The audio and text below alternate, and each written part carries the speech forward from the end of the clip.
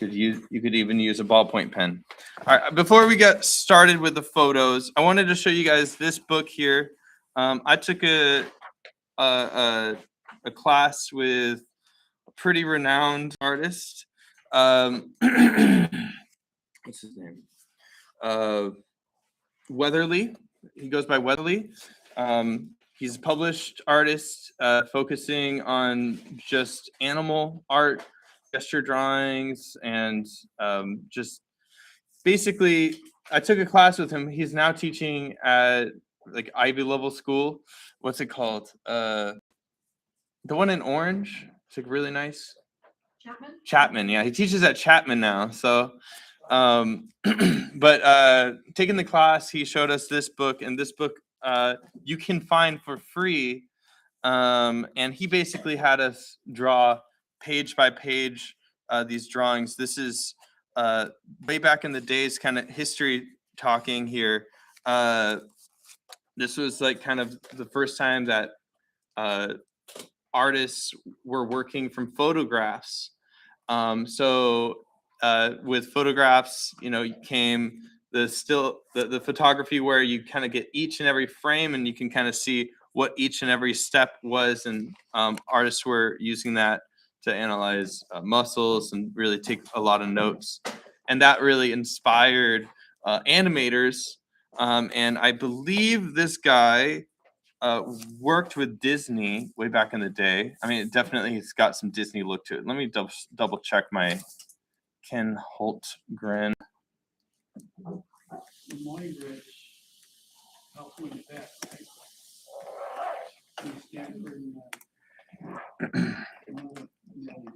Yeah, so Kenneth Vernon Holtgren, this guy, gifted draftsman and notable Disney animator,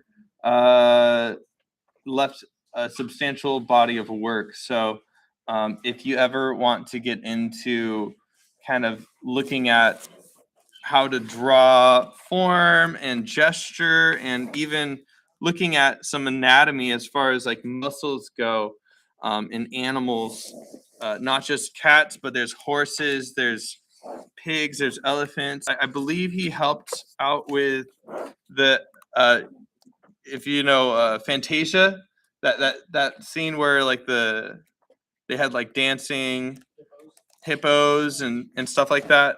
Yeah, he helped do that. You can really see that here. Like this is very Disney, kind of capturing some caricature of things, exaggerations. And he really just plays with form. I'm talking about drawing those cylinders and stuff. He's bending and turning those cylinders. He's really drawing forms on animals. And when you remember that, Didn't you say you were gonna do face next time? yeah, we're talking about this class today. Yeah, so I guess real quick, next semester, I believe I think there's some people out there who's helping people sign up, or they will be soon. That was this morning? Yeah. Okay. So maybe during break later on, you guys can sign up for the summer semester. Okay, we'll take a pause from this. I'll talk about that. Sorry. I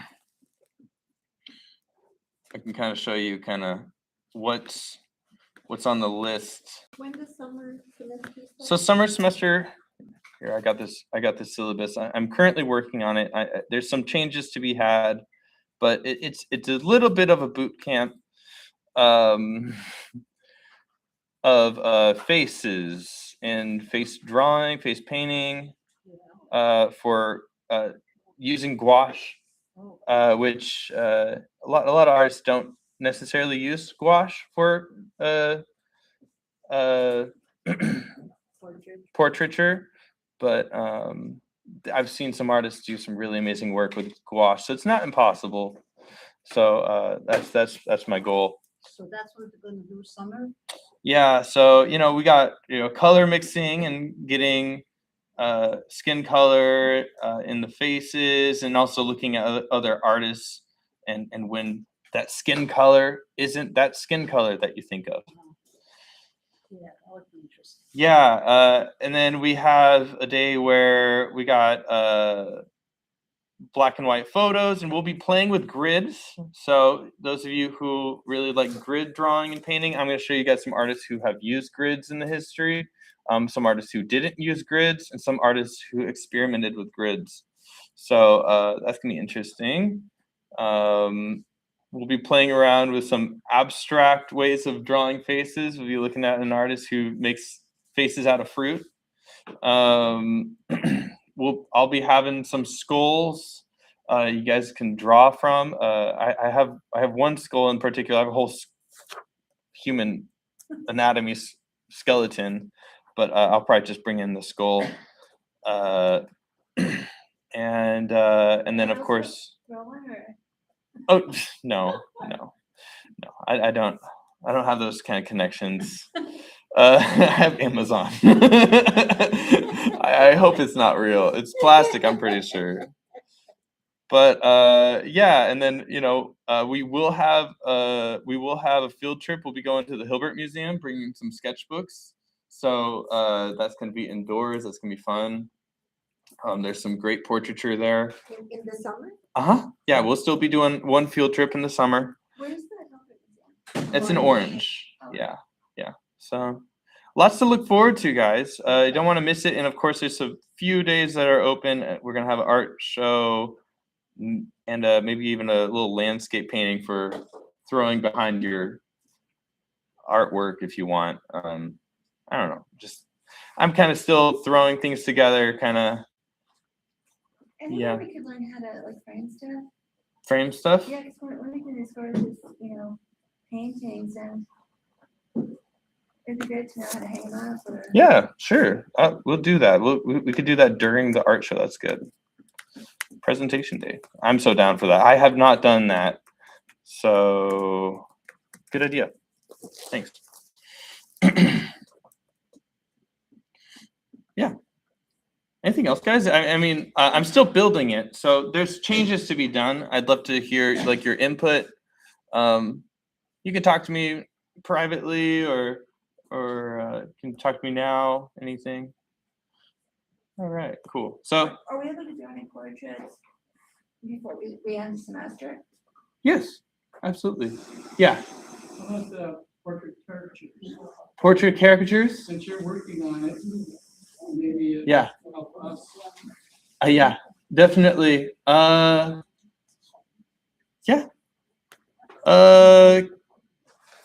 Definitely. I got a few days. Caricatures. I'm so down.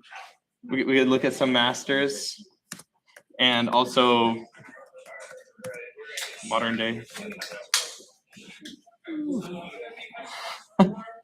Oh, technology. Can't live with it. Can't live without it. Okay.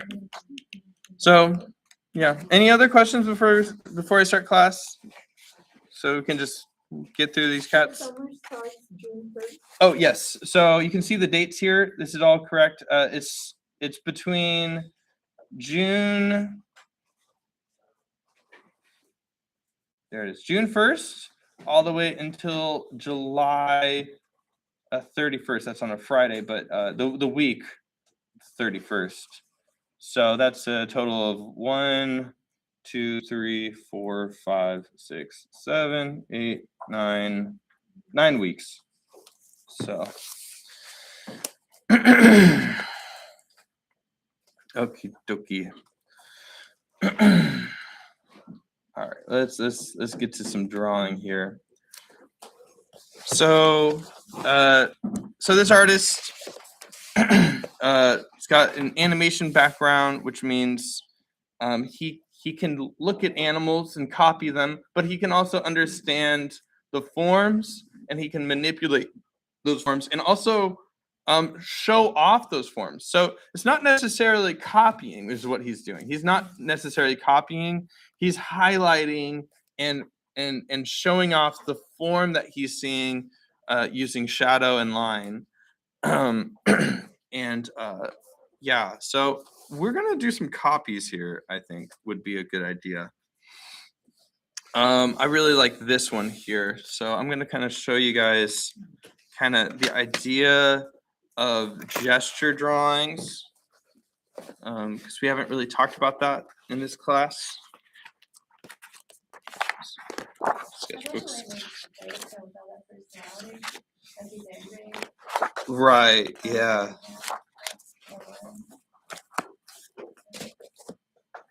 All right, so I'm gonna get two colors here. I'm gonna get like a lighter color, and I'm gonna get a cooler, darker color. So I'll go for this orange for the light color, and I'll go for maybe this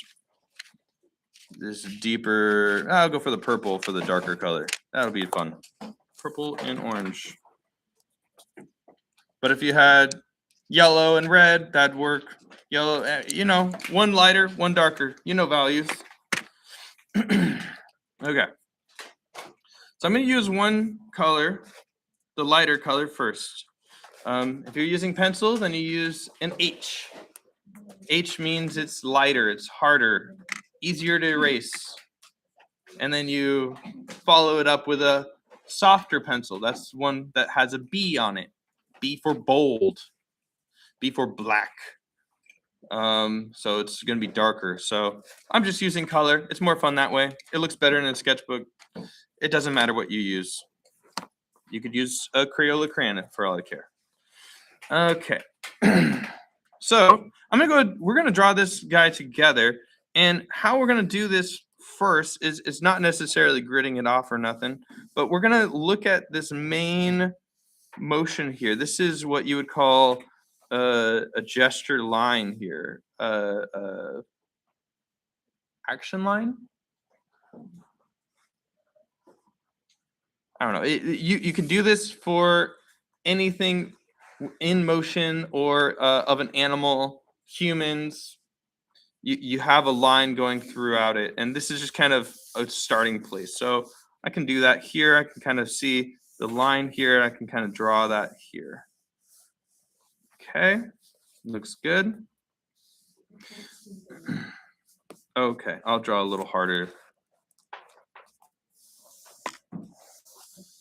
Yeah.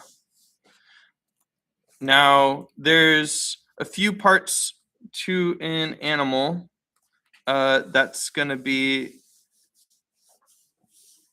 it's going to be the body here. So you can kind of see that it's got this wide ovally rib cage here. And then it's got these hips back here. This is going to be, so you got the rib cage, and then you got the pelvis, which for cats, you can kind of see some of the drawings here. That pelvis here is right there. That pelvis here is right there. And you can kind of see that different animals, those pelvises either come out or go in more, or they're more bucket shaped.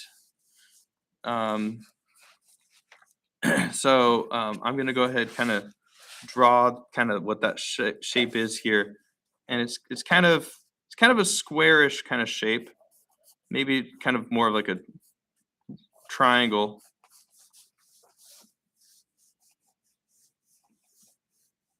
And then from here, we got those back muscles, and these kind of connect in here. Everything kind of connects to each other. So from this hip joint here, you can kind of see a drawing there. That's going to kind of go out right here. Gosh, I want to just draw in the book. You can kind of see that going down and then back over and then down again. And cat's paws, they always kind of lie flat on the ground. So right now we're just doing stick figures. Yeah, it's funny how you start doing art and you're like, I can't draw a stick figure, or all I can draw is a stick figure. And here you are drawing stick figures. People don't understand the art of drawing stick figures. So I'm just gonna kind of connect those, keep it lined up. Slide your notebook up just a little bit. Oh, sure. There you go. Sorry about that. Let me just move this thing up a bit higher. I can adjust it easier this way. So what would be considered soft on a graphite painting? H, when it has an H on it. Oh, I thought that was hard. H is hard graphite, which means it doesn't come off as easily. B is for boulder. You'll see it. Just test it out. You can kind of just do a little line and be like, oh, it's just obvious. You can see it. So I like to do like 2H. Like that's fine. But here we go. This looks good. Yeah. Cool.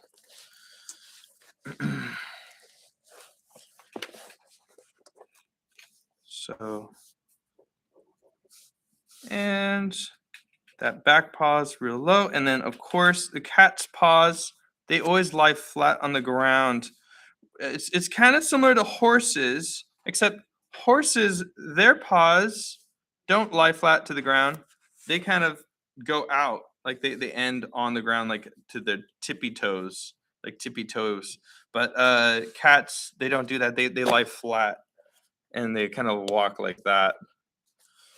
Okay. All right, so there's the back legs there. Oh, and here's a great gesture drawing. You can see here kind of how simple the gestures can be. We'll look at this one next. But all right. And then the front paw, we got that shoulder blade kind of coming up to here. And that's gonna be here, kind of going around that rib cage. And here we got the connection right there. And then over here, about the same point as this elbow over here. So, do you guys remember what plumb lines are? Yeah. So plumb lines are kind of when you look at lines to see like kind of what connects here. So it's like the nose kind of bumps down and is like parallel to the paw there, or the ear is parallel to the chin. Well, you can do the same for things that are parallel horizontally as well. And so it's good to kind of pay attention to, what's parallel here. So this knee here is parallel to this kind of elbow joint here, there. and then it kind of, you got this long paw, and I believe it kind of ends over here. You can kind of see it bending over here. So it kind of ends over here. So that's about, you can see proportion wise is about 2/3 or more. Of course, I always like to kind of have that line of where is it going to be touching the ground, where is it going to be ending before I get into that. And then I can kind of add in, there's that kind of forearm, and this is where the hand kind of starts here, or at least what our hand does. So it's kind of doing something like this. All right. Yeah. And then it's just kind of about building out form from there. So I kind of draw around these little bones that I did here.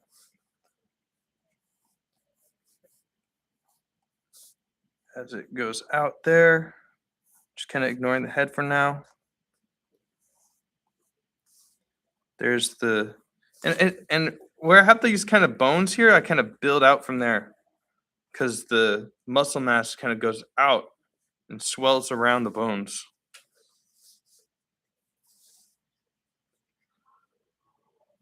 Okay. So this back leg here kind of is all one piece. But that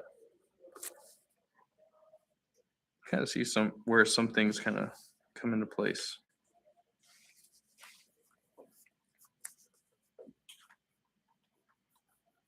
Okay. And of course, that last little paw there, a little more square, kind of goes out there.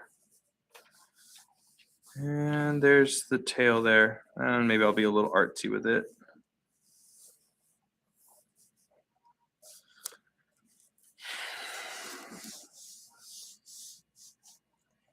Now, to do the other paws on the inside here, I'm going to be drawing straight through. So I know where that rib, that pelvis is.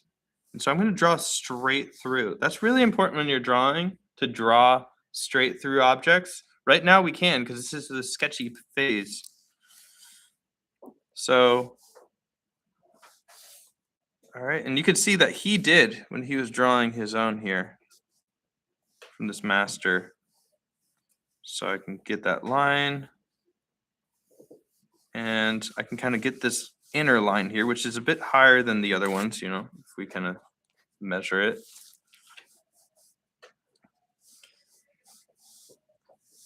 And I can kind of even get some of these kind of quick gestures in there. And just kind of pay attention to, where are those joints going to be at? Where are they on the other part of the cat? You can tell that this part of the knee there is a bit higher because he's raising it up.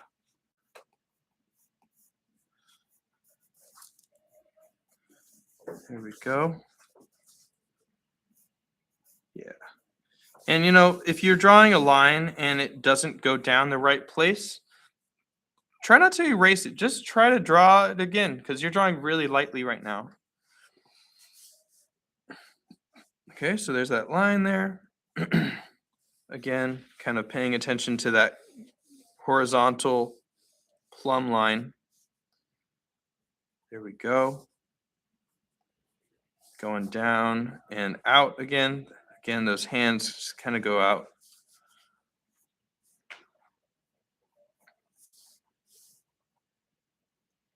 And then that long forearm that cats have. Okay. Now, as far as the cat's head goes, we know that, it's going to end around the place that its hand is extending. I may have gone a little too extended there, so maybe I'll have the head be right here. And cats' heads don't necessarily go too far above their body. Most of the time, they're kind of looking down. Most of the time, they don't really raise their heads up. I mean, once in a while, they kind of do. I mean, maybe you see it more in house cats, or this is like kind of one of those moments. But most of the time, when a cat is at ease, his head is a little bit down. It's not like a giraffe where their head is really up high, or a horse where the head is really up high. Their heads are usually kind of proud down. Now, I might just go ahead and draw kind of a line to what the angle and size of that head will be. And it's kind of this half circle bit here. And I'm just going to kind of build out this neck here. And as far as this head goes, it kind of connects with the neck and it kind of stops at an angle. I can kind of just chop a straight line here. This is a big cat. So with these big cats, they got these big, huge chins. Smaller house cats, you can kind of see how smaller house cats look versus bigger cats. It says the jaw is broad. Observe the parallel between the common domestic cat and the wild puma. Which, if you guys ever want to draw a big puma, a big cougar, they have these over at the Orange County Zoo. Amazing zoo, very small. Love to draw on it. Not too many chairs, so I didn't choose to do it for this class. It's also a bit of a drive. Anyways, What was it? What town was it? This is in, I think, Irvine, I believe. So anyways, so I got that end of the cat face there. There's a big jaw here, big mass, like a big circle here. And then it kind of goes in, and then there's the big jaw there. And then that ear kind of curves back and out. So it's like this face is like a big rectangle in a way. Like this kind of shape.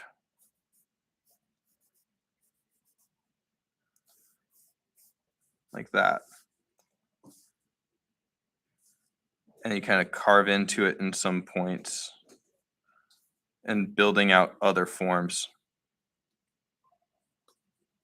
That's just how important it is. And then there's the eye here.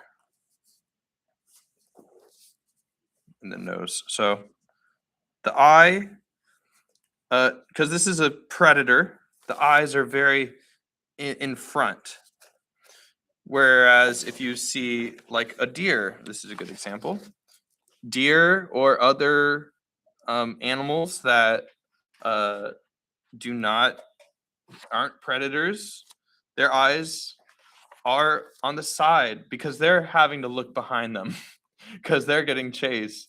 They're the ones that are being hunted. So they're just evolutionarily built that way. Whereas the hunters are domestic cats.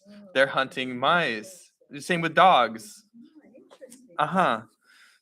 And same with us. We're also Ours is- predators. So Yeah. our eyes are very straight on. So yeah.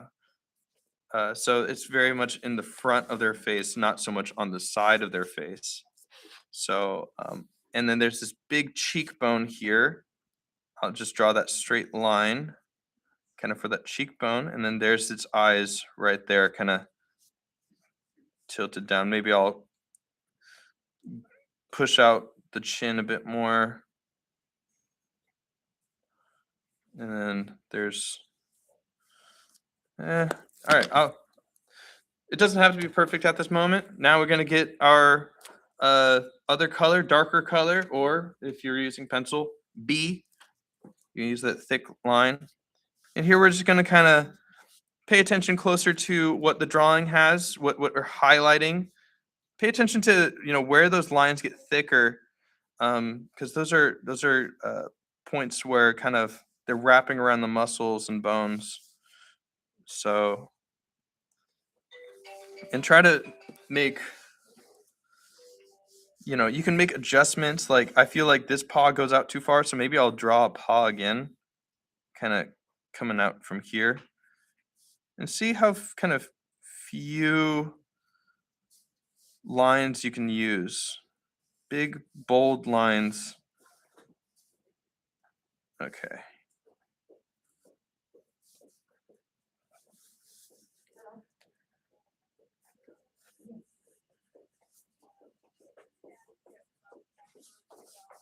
Yeah.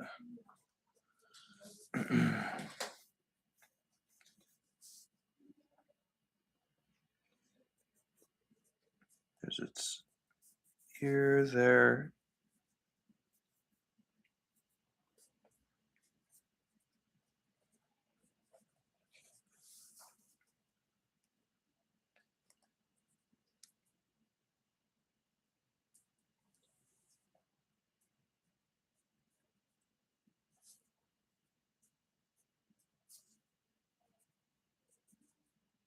And then of course it's got this bigger, I'm kind of pushing out some little forms in its face there. The eyebrow and yeah.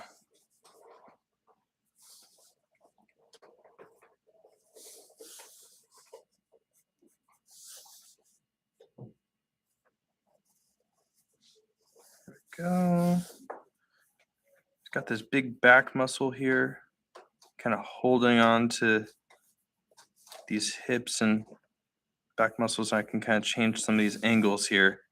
Gotta watch out for those angles.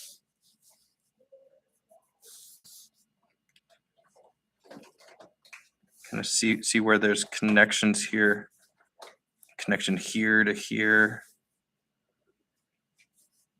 Yeah, this guy, he's a master. I mean, he's analyzed, he's looked at, you know, skeletal forms of cats and muscle forms and drawn them, simplified them, seen them in movement, drawn them in movement. It's a great practice to kind of get a video, pause it every second, draw every second of it stepping and moving if you're really interested in that. Because kind of capturing those moments where it's like you don't really, you know, it's not necessarily posing for you, but you see it in motion, you see how it moves. It's really beautiful. You want it's great to capture that, and you learn a lot from that. Let's see. Okay.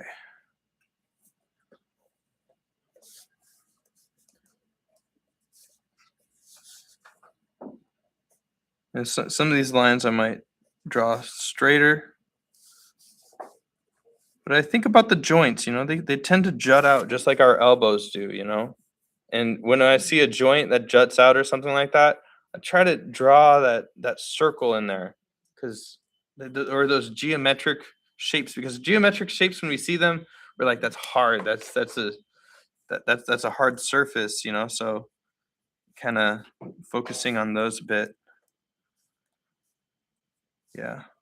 And then there's softer surfaces like muscles, which sometimes tense up, tighten up, depending on, you know, is it running? Is it relaxing?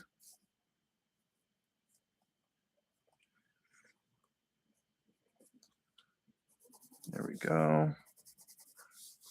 And you can see he's not putting too much effort in the shading here. He just knows that, you know, this is the inside, so. And there's that cat's tail there.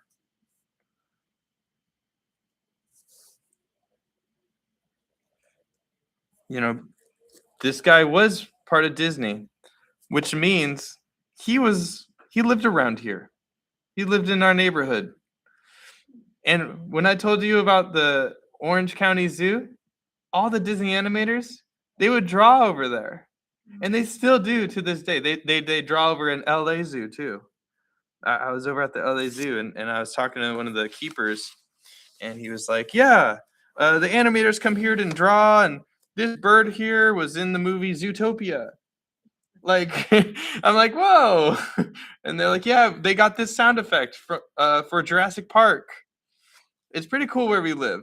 There's a lot of, you know, famous movies kind of come from zoos. You don't realize it. All right. What was his name again? This is Ken Holtgren. I'll write it down. You can get this book for free. It's on my library list on the syllabus. Also, I send it via email sometimes, so you might be able to find some things. Oh boy, this cat's paws are a bit bigger. I'm not perfect. There's definitely masters who do this, who would probably say a lot of my drawings wrong or something, but I think I'm passable. When you say get it for free, you just mean like the online. Yeah. Or you don't need to pay for it. No, the full book. Here, I'll pull it up.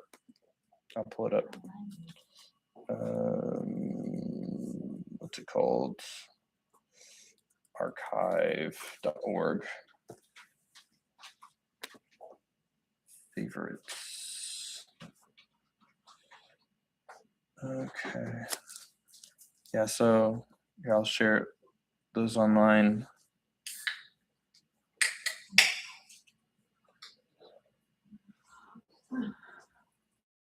So if you're on the syllabus, you could look at this book recommendations. You can scan this. This is being recorded, so if you watch this later, you can scan it. But it's also, there's the website right there. And if you scroll down, there it is, Art of Animal Drawing. for free. I think you just need to make an account, but there it is, the whole book, everything. Pretty dang cool. We'll actually be drawing from this page here. So if you wanted to flip through it, draw through it today, you totally can.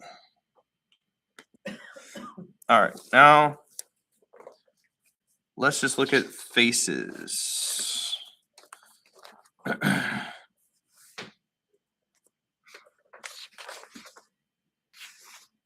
Actually, here, we'll copy some of these gesture drawings here. So gesture drawings are less about kind of it's less about like the forms and the muscles and stuff. It's more about just capturing that movement and then using your knowledge of what's going on here and just kind of filling in the gaps. So these drawings should be done quickly, very quickly. You can see here he has the hand, grows out of it, and then ends at the tail. Does another line, grows out of it, and ends on the back leg. There's that line. There's that line. He has this part of the hand here from the ground going to the head. What's that form doing? What's that line doing? And then he's also kind of drawing that line of, you know, how's the head tilted down? Is it tilted up? So he's just got that simple curve of a line here. And then like that back little leg there. You see here, this one, he's got the head kind of tilted back and around, kind of pointing out, you know, some of the peaks that you're drawing. You're drawing kind of the peak of that back hip pelvis. You're kind of pointing out shoulders, pointing out the angle that head is going to be, and where is it going to be kind of holding up from. There's that hand to tail, that hand to foot.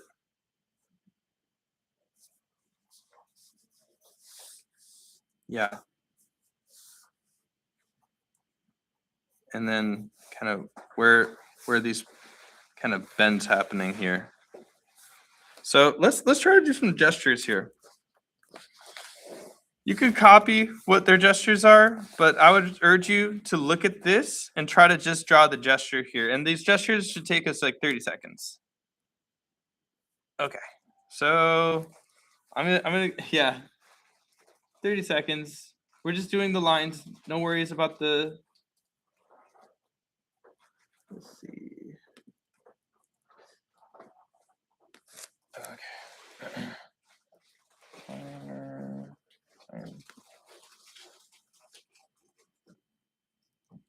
I'll do a minute. We'll do a minute. Do some minute gestures.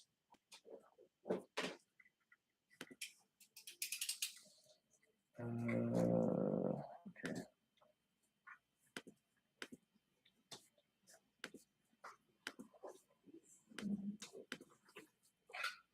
One minute. Safe. All right. Cool. So let's try to do some gestures. I think 1 minute is even a bit too much, but let's just go for it. This boy here, we're gonna do a gesture, just the scribbly lines. So I'm gonna look at him. Yeah, I'm starting it. So I can kind of get that line there. And you know, these can be exaggerated, you know.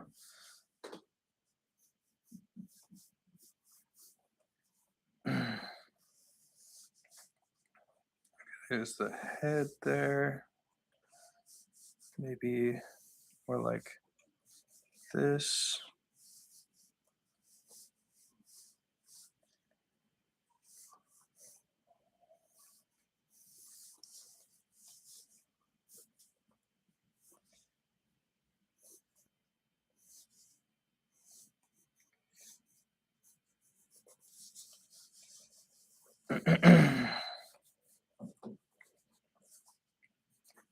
Yeah, his head is kind of like one part circle, another part square, and it kind of wraps back and around with this neck.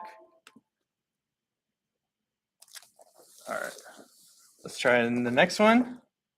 And it should look this scribbly. It should look real. It shouldn't look good.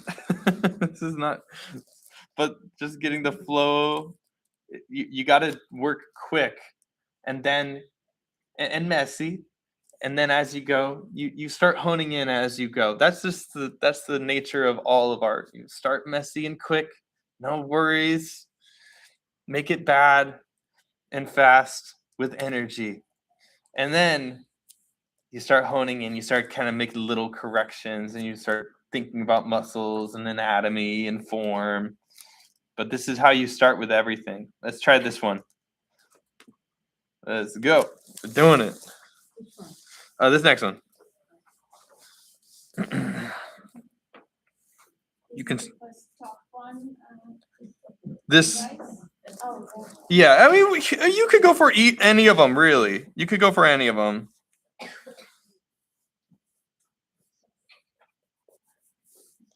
I see he's throwing in that line there. You know, what's the cat lying on?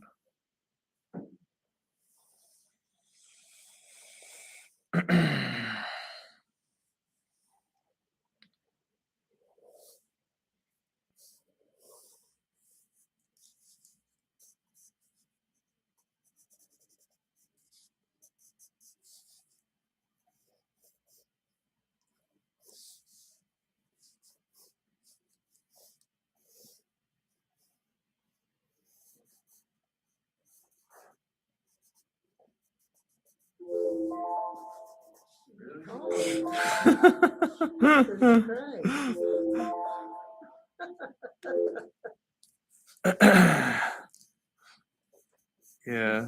How can I relax? I'm feeling stressed. Relaxing happens later. We earn it. We earn it. Okay, all right. I'm gonna do another one now.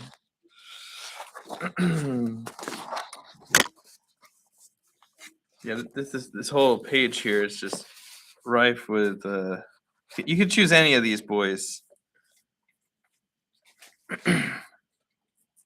Let's do one more, and then we'll work from photos, and we'll start working with kitties.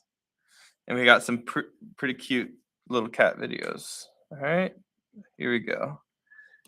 A mountain lion. I believe these are mountain lions. All of these are mountain lions. Mountain lions got these big, huge paws and these long, roundish tails. I mean, maybe these are lions. Yeah, we'll stick with this page.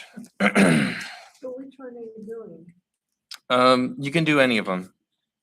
Just choose one, and you can copy how they do the gestures on the side. Just kind of see how the artist did it. You can kind of see here. It's kind of interesting how the artist has that flow, kind of the direction that he's using his pencil, kind of going over and down. Kind of practice that a bit. Yeah, let's do it. Here, we'll start here. They look like lizards. They do a little bit. I mean, lizards are also predators.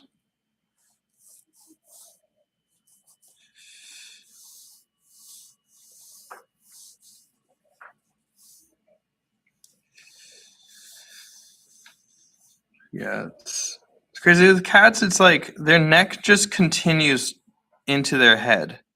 It's not like it has a defined stop in the neck. It's just like neck to head. You could say that about some people who work out a lot.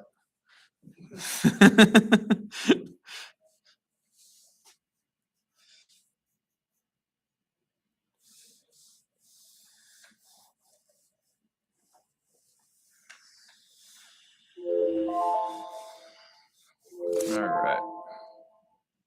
Should we do one more?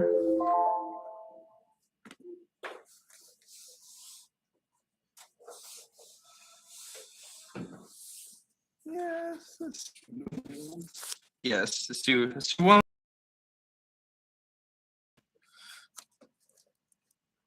We'll get to some kitty cats and paint. Cool. Yeah, okay.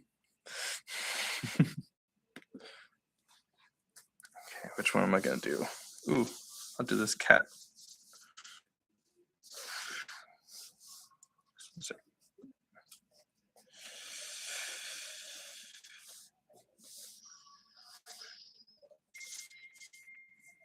Sometimes I'll kind of start with gestures, where are those feet contacting?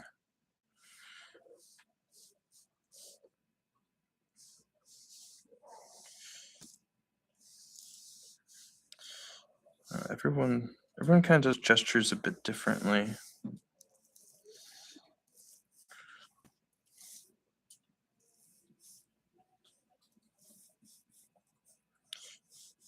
This is really helpful when you're like drawing in person and the cats are moving around like crazy. If you go to the Natural History Museum, they don't move around so much.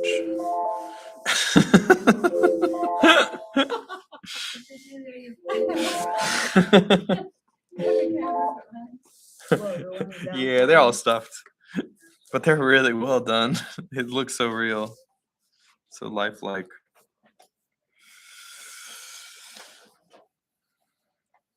All right. Do you guys want to work from more drawings, or do you want to work from some pictures? We can go from kitten pictures, drawings. Let's go to the kitty. Okay. Here's the domestic cats. We'll just do one of these domestic cats. These two and these three here. These are great kind of gestural cats. These are also very good. Gosh, they look like Aristocats. I bet he worked on that too, or at least inspired that. Wow, so good. Yeah, Lady and the Tramp. That whole era. I don't know when this came out. This was 1951. This was published, so I believe this came out before. All right, so let's pick one of these boys, just to do a quick gesture. How you guys doing with a gesture? Yeah, cool. It helps to do that, like that timely study, kind of breaking down, looking at the anatomy, and then kind of getting into those lines and movements. All right, let's go for it. One more. Oh, somebody said that they're enjoying the class. So cool. Love to hear it. Okay.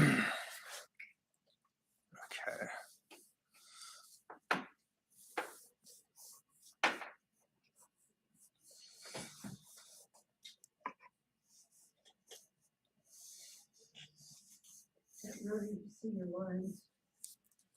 Yeah. I'll go and borrow that email to or put it out there. Yeah, I read. She's really enjoying it. Or they're really enjoying it at home. Yeah. Can't get stuck in the details. If you start drawing the face and everything, ooh, that's trouble.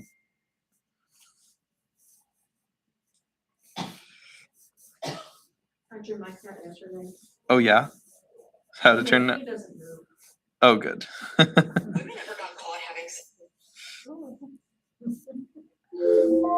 All right.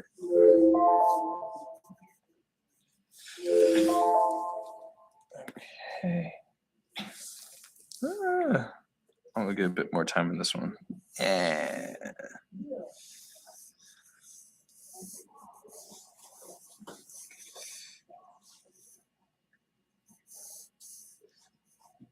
It's cool to see how he like moves through the entire animal, just these lines kind of connecting and flowing together.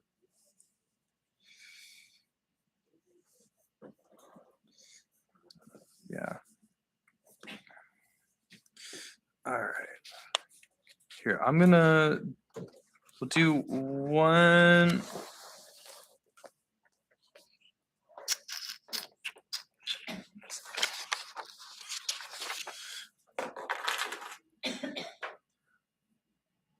Okay. Cool.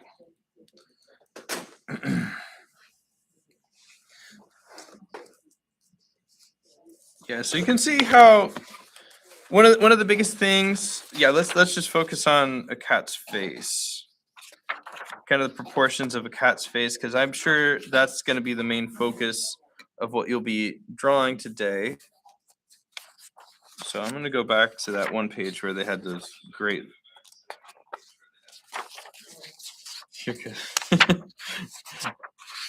Here. So when we draw proportions, now cats' faces, similar to humans, if the cat's proportions are off, people will know. People will notice. So if you had cat's eyes over here, this is not how you draw it. This is the wrong way to draw it. And you're just drawing.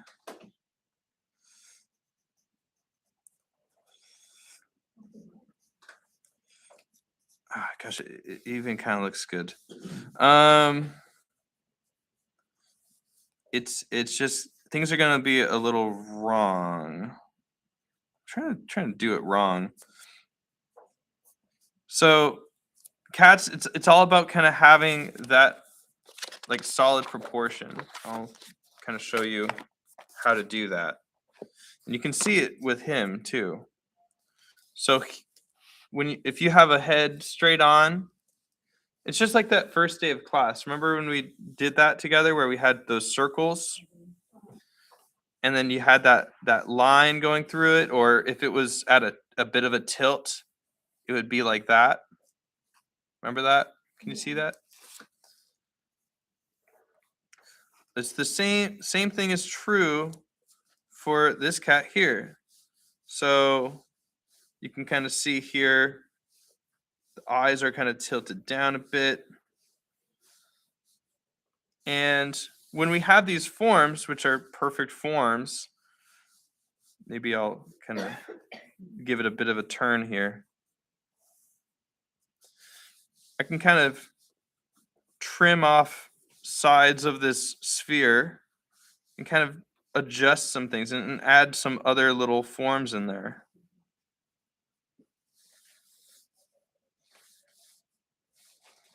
And I always like to kind of start with some lines here. So there's the line for that brow, and you can measure how much that brow and that head takes up that face, which is this is kind of,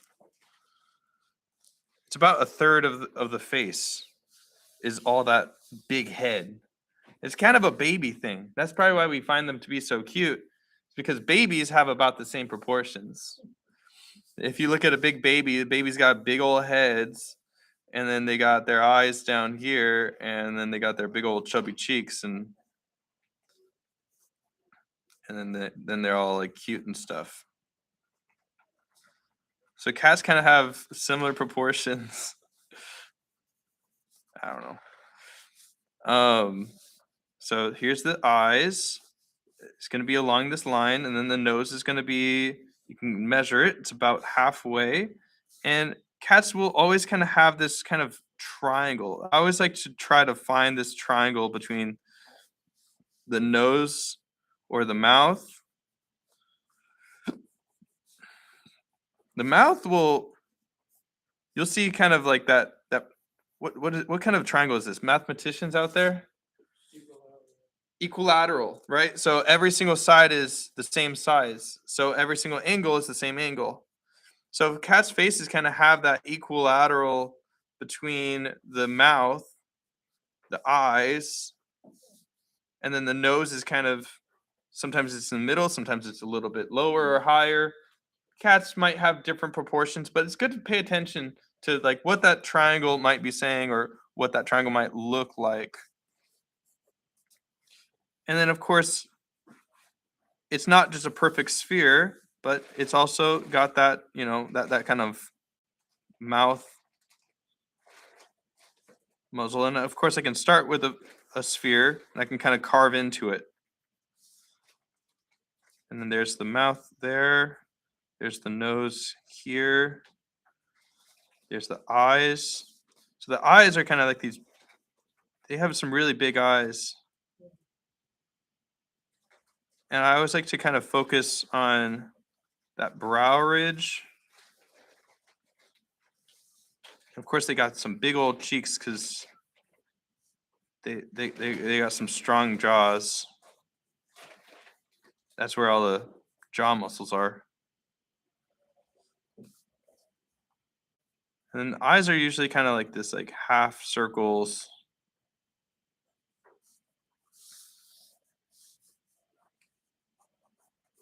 You have like hooded eyes. Yeah.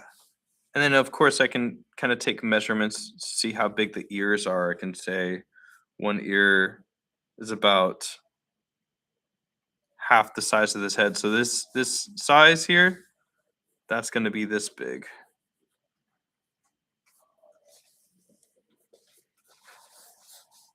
What about the second picture? The second picture is more.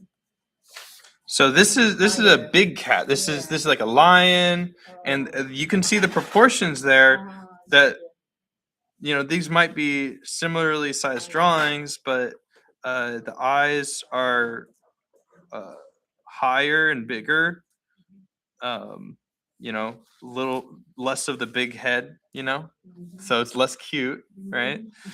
So baby, think about that. Baby's big head, adults smaller head. And then of course it's got that massive jaw, and sometimes the jaws will kind of go out even further, and you'll see it in the caricatures in this book. Where is it? I mean, like, you can see how the jaws here Yeah. are just really out there That sometimes. lion, that's- Yeah, this is a lioness, yeah. So you can kind of see the proportions there. Those ears kind of go out sideways.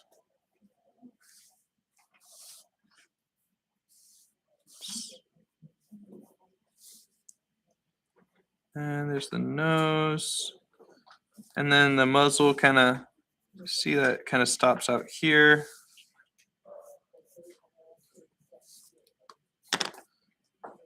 And I'll kind of clear it up with a darker line here.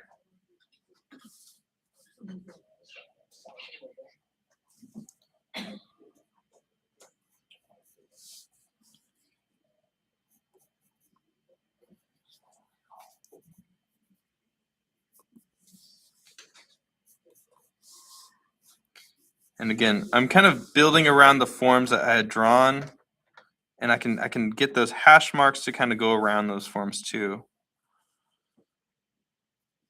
And push out certain shapes.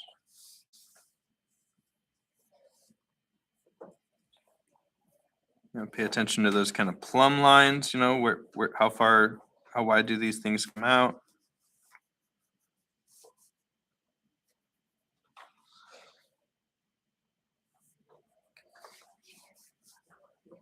The center nose is kind of like a T. And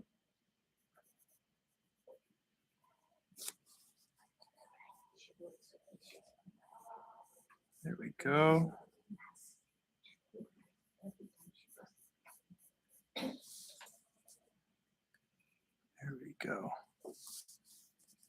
And then that main little chin there. Go.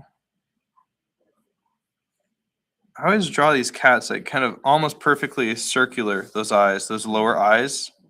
So I start with those brows, kind of have them tilted. They're usually tilted down towards the nose. You kind of see that angle there.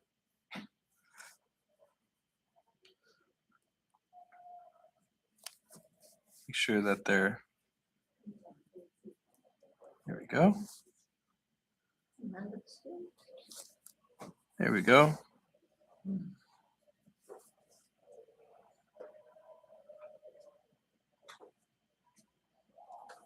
I should draw it bigger.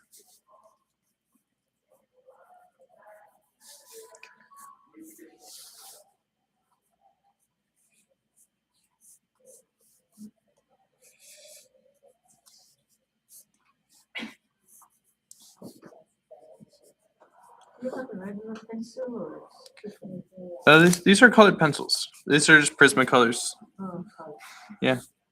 You could get these at Walmart. They sell them just about everywhere.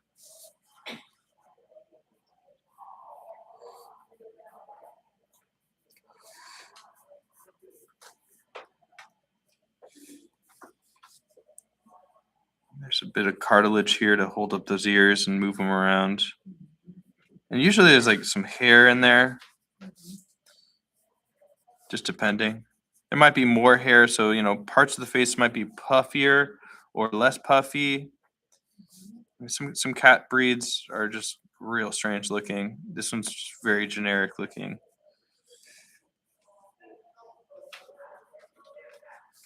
But yeah, I kind of notice, whenever you add kind of hair or lines or anything like that, you're kind of working with the movement of all the forms on that sphere, like that.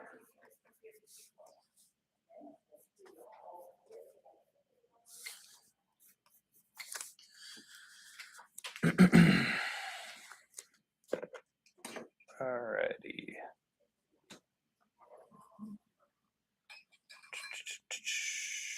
Okay, let's find our model for today, shall we?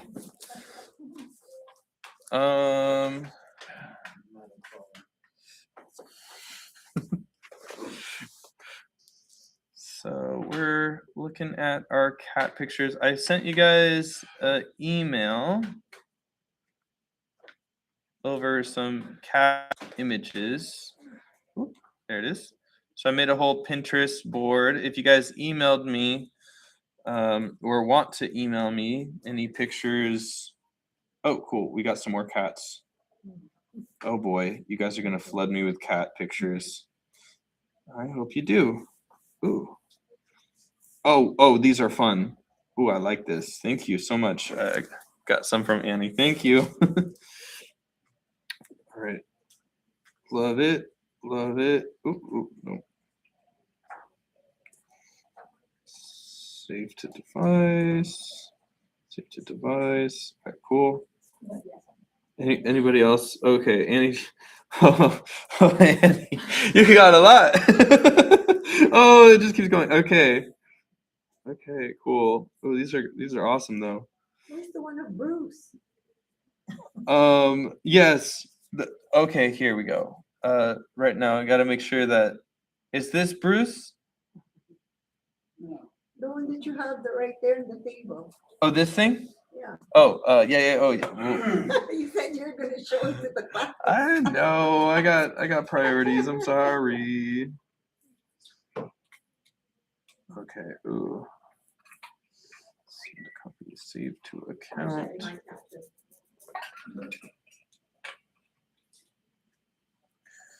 Save to account. Save to device. All right. Cool. I'll post those up soon.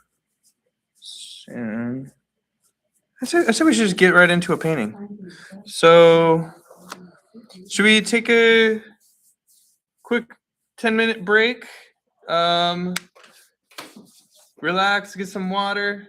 I'm gonna post some of these cat pictures up and get your paint stuff all set up if you haven't already. Get some water out, gouache.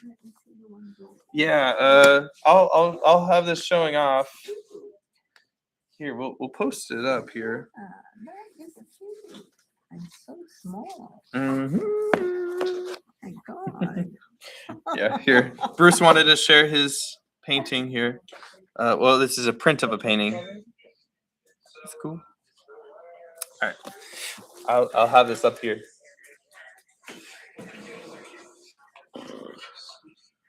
All right, we'll be right back.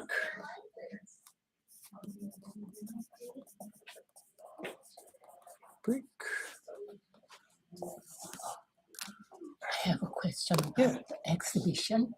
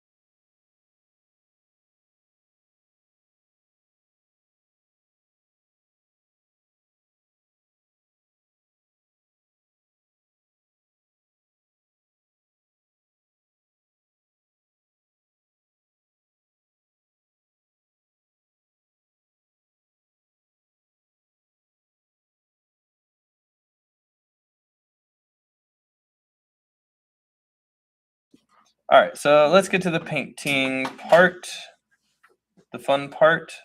So, I'm gonna choose a cat. You could choose your own cat though. Some of these are AI. This one's AI, definitely. This one is. You can tell because it's got a giant chair. It's good. It's a giant cat. Look how small the chair is back there. There's no cat that size. But I kind of love the lighting. It looks so real. So I couldn't get rid of it. I was like, maybe. What are we doing? There we go. Make sure you're viewing the board. This cat is ridiculous.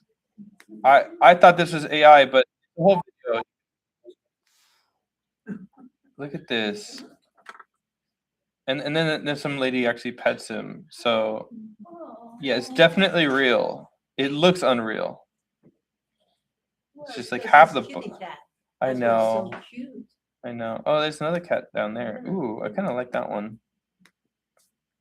I love that kind of spotted shadow and all that greenery. It's really pretty.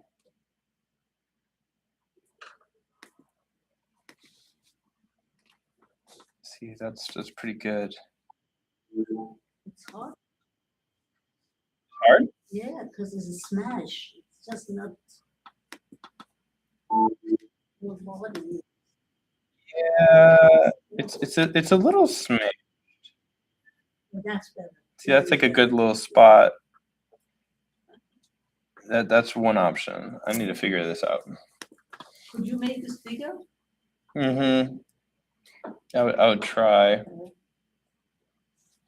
Aw. I feel like this is the winner. I like it because it's like half in the shadows. There's a lot of stuff, so there's some challenge there that we could go over. Yeah, let's. I'm gonna do this boy. So I guess this is Gato Bowie. That's his name, I guess. He's in Sao Paulo. This cat speaks Spanish. All right, we'll do this one. Oh, it's all the way from 2022. The head is smaller than the body. We usually have bigger head, those kind of that. Yeah, I mean, you know, whatever works. Yeah, fat cat. I love fat cats. Can't get enough of them. What a bed, huh? It's got a nice bed. Okay, cool. So I'm gonna kind of pull this to the side here. Now, okay, let's see.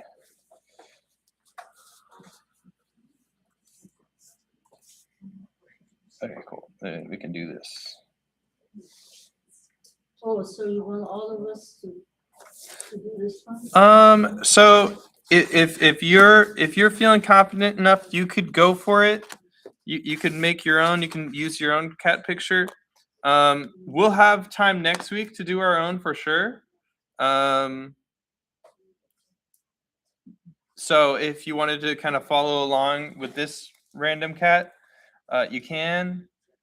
I think that'll be kind of the way I crop it there. So if you're watching this online, you can pause it or screenshot it. I have the wrong bag. Oh no. I have the wrong bag. All right, I'm just gonna kind of hide this here. Oh wait. All right, cool. So you guys can kind of see what I'll be doing here. Okay, cool. So I'm gonna start things off with underpainting here. Yeah,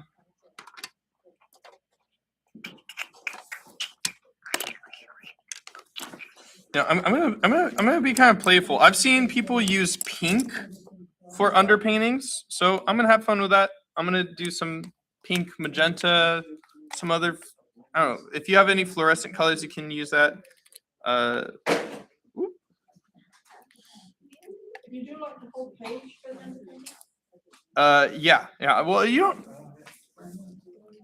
don't. Yeah. I mean, that's what I'm gonna do. So, get either a palette knife or a small brush you don't care about, and I'm just gonna scoop up some paint. I got this like beautiful magenta color, but if you don't have that, you could just go for some of that warm yellow and brown. Make this kind of color here. That's an underpainting color. It's like a golden yellow. It's really nice. But I'm gonna go for this kind of magenta color here. For your underpainting? Yeah, it's fun. Underpaintings, you're gonna cover it up anyways. So yeah, I've seen other artists do it with gouache, and so it looks really good. Look, pink under painting gouache. I'll show it to you.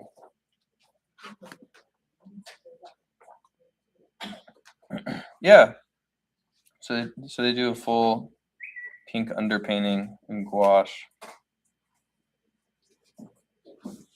Yeah. Something like that.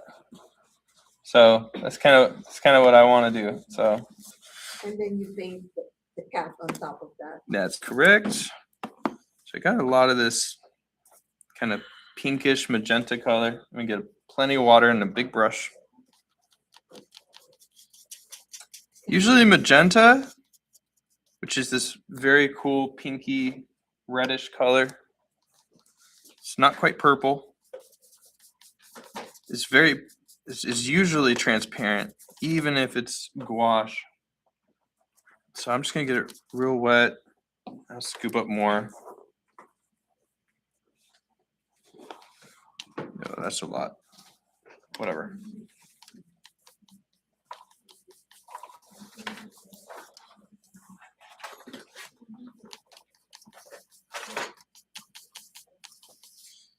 And again, when you're doing that first kind of base, covering up the area, let's see how that looks. That looks good. Some water.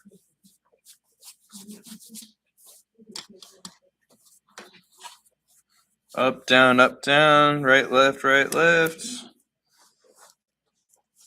Oh, this is fun.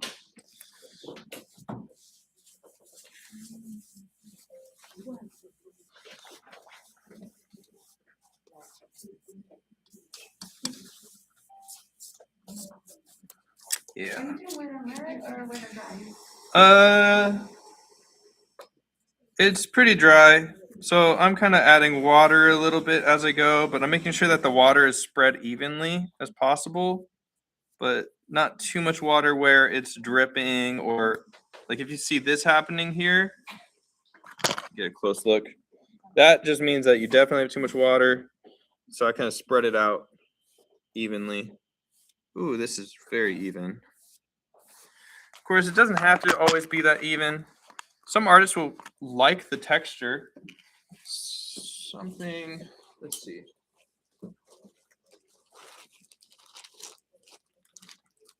Something you can do is you can get saran wrap. Let me see if a Ziploc bag would do the same thing. Some people will get saran wrap or like wrinkled plastic. Saran wrap works especially well. I don't know if this will work, but I'm going to give it a whirl.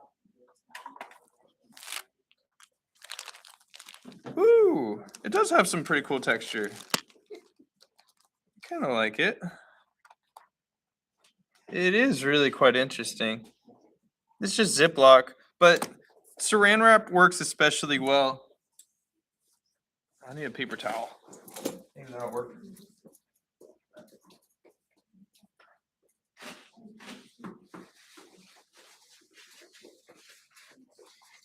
And you know what?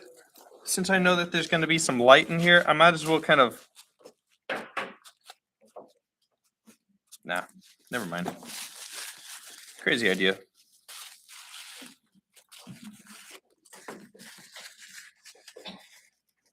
Alrighty. Cool. I'll get my small brush next. So the brushes I'll be using today, I'm using this small liner brush.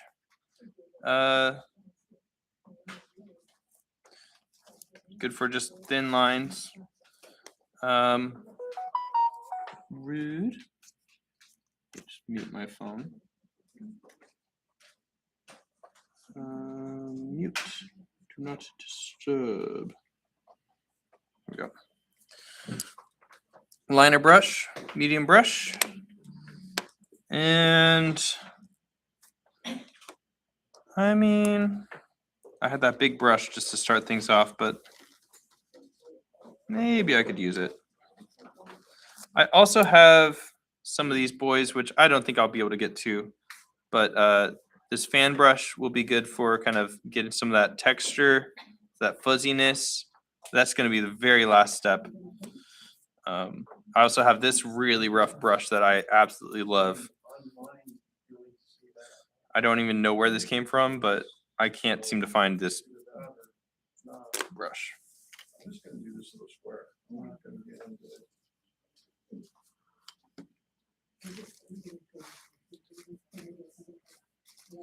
Alrighty, cool. Yeah. Okay, cool. So I'm gonna start things off with, let's see, does this purple stand out? All right, I believe this will stand out against this pink here. If your pink is really, really dark, then maybe use like a deeper red or something on top of there, just to get it a bit darker, but I can see it standing out already, so it should be no problem. What color are you using? I'm using the same color. If you're using this kind of goldish color, you know, you could use like something with a little bit more brown with the same color in it. You know, as long as you can see it on top of there, you're good. All right. Don't you have to wait for it to dry before you apply? Hmm? Don't you have to wait for it to dry before you apply it? No. It dries pretty quick. What are you painting, shadow? I'm gonna paint the cat kind of where I want it to go, kind of imagining how much of the space do I want? You know, what's my composition like? Do I want it to be tall? Do I want it to be wide? Let's go.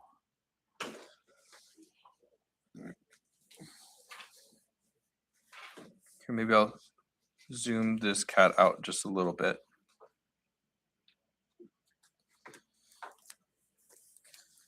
So this is where that kind of gesture kind of comes in play.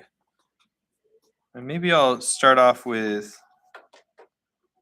just kind of the box of the cat, kind of just those straight lines, kind of the whole size of the cat. That's kind of what I start off with. Oh, I can see the line. I can see him. Here, is that better? Yeah, I saw that. Okay.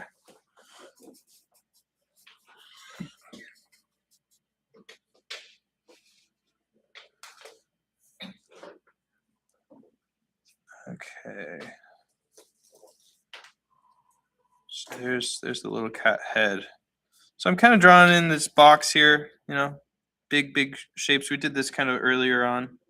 Maybe I'll use some purple. It's kind of hard to see.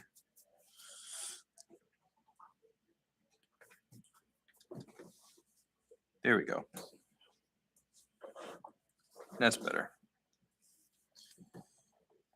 Okay. You're using a liner brush for that? Yeah. I'm just kind of drawing things in right now. And I'm gonna try to get that overall gesture of the cat here. Doesn't have to be perfect. This cat painting does not have to be perfect. Because as we go,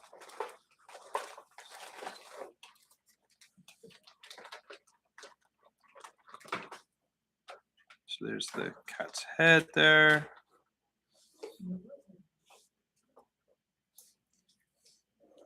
And draw all the way through the cat. You know, got to think about what's this leg attached to. It's going to be attached to that hip back there. There's the chest over here, kind of this oval over there. Here, let me show you something.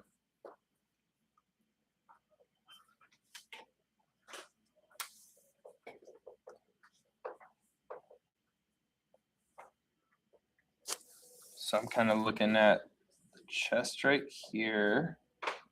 There's the squarish pelvis. There's a line basically like that.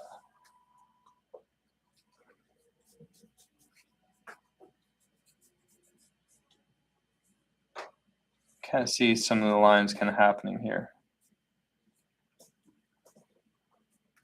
It's kind of what I'm imagining.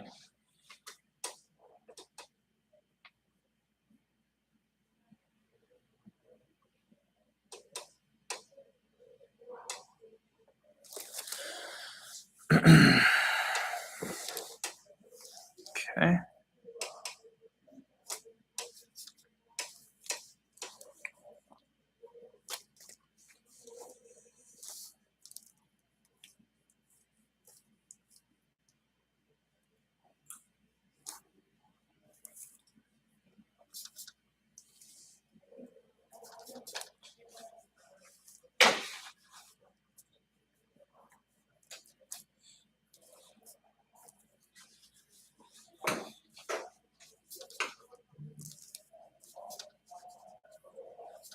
I really like using that purple here.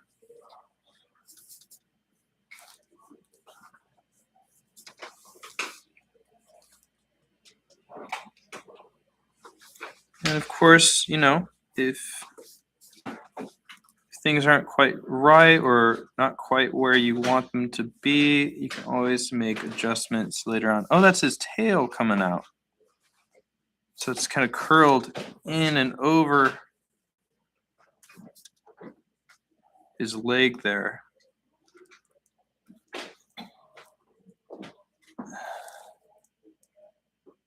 Huh.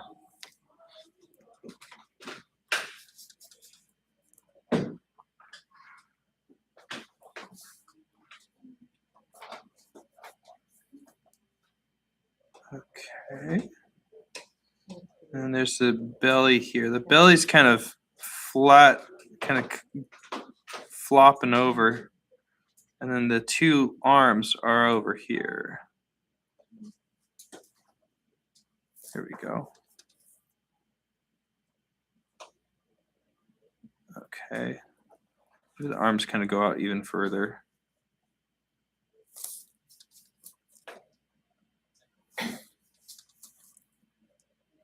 There we go.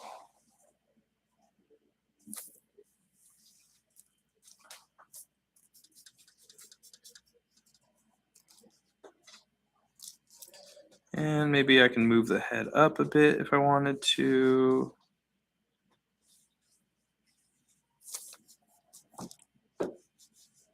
The bigger you draw it, the easier it's going to be.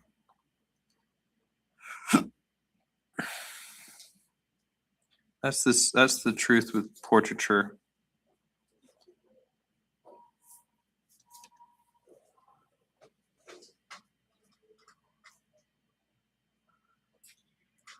There we go.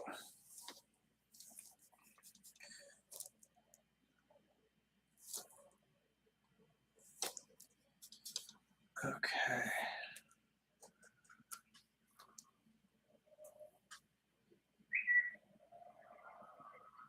Oh boy. And just like we did in those practice ones, I'm going to go draw a line right in the middle of the face. And you're watching Rick and Morty? No, I think it was a Bruce Springsteen one. Now they're watching Rick and Morty.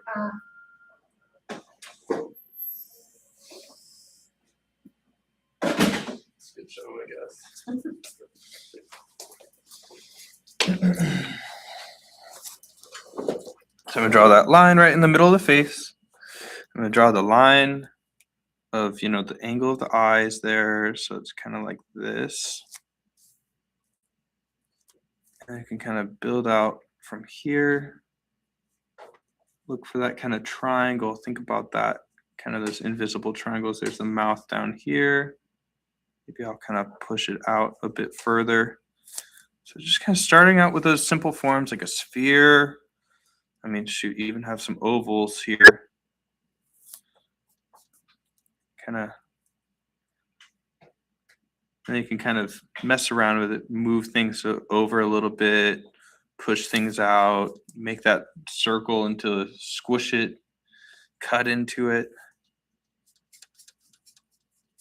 It's a good practice to have, just drawing cubes or weird looking cubes here. There we go.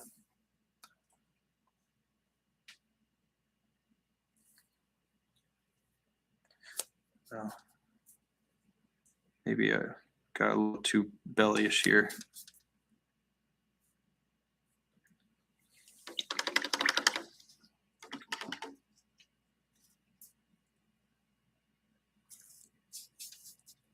Cool.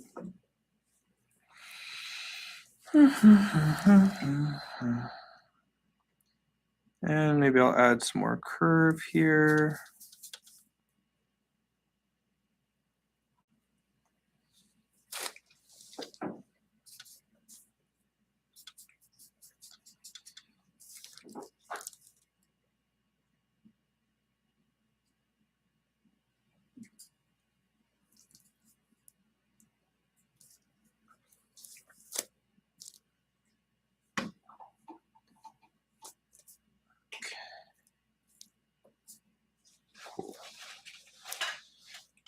All right. Once I have the general shape of the cat, I'm not going to worry about the fur or the patterns on the fur because it's all going to be painted over. All I'm worried about is those important placements, like how big is that eye going to be? Or where are those ears going to be? Or are there going to be any lines in shadow that I need to take special note of? And there are some shadows here, kind of maybe by his head over here. That's all going to be in shadow. The pillow is.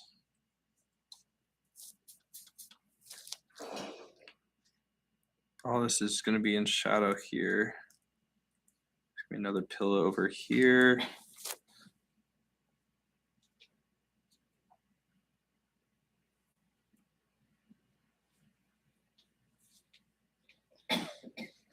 Do we need this? We need more. This thing? No. No, Okay, well, I'm gonna close it.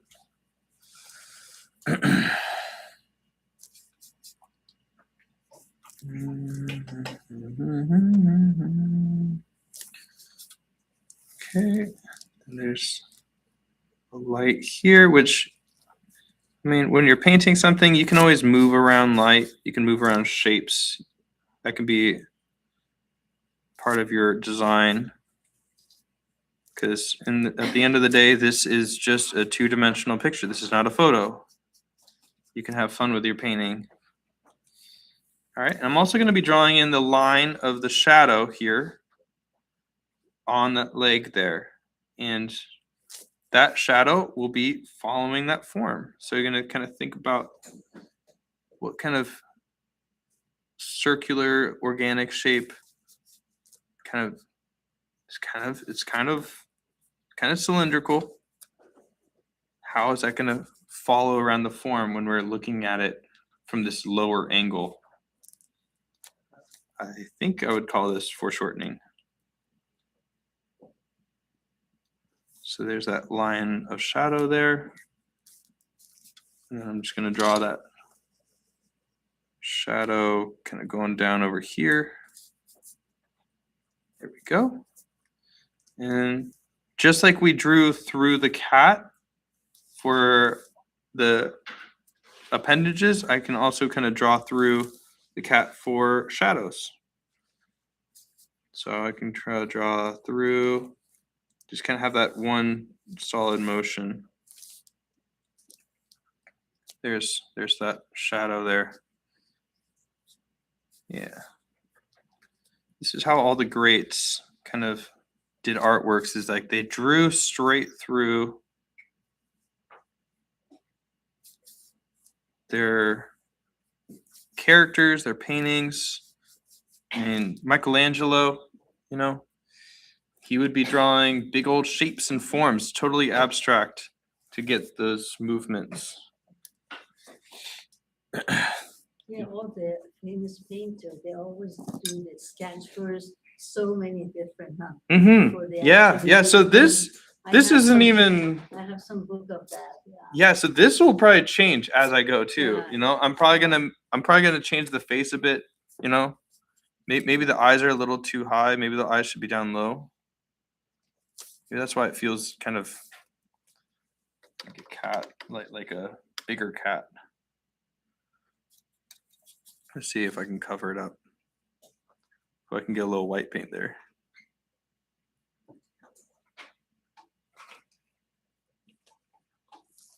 Is that like one shirt? I got some white in the. It might not be a good idea in the future, but just for visually seeing it.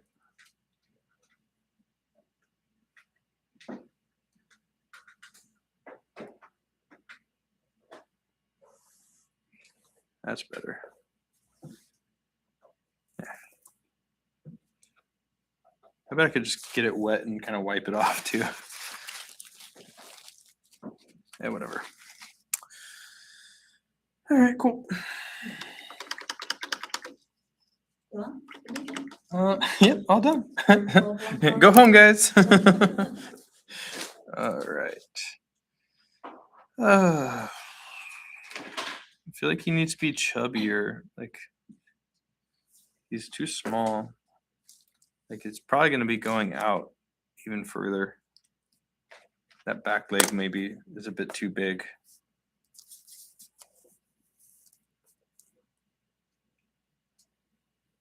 What am I forgetting? Is it pretty much orange and white? That's all of the colors, right? Oh no, you could use all sorts of crazy colors in there. Oh, Yeah.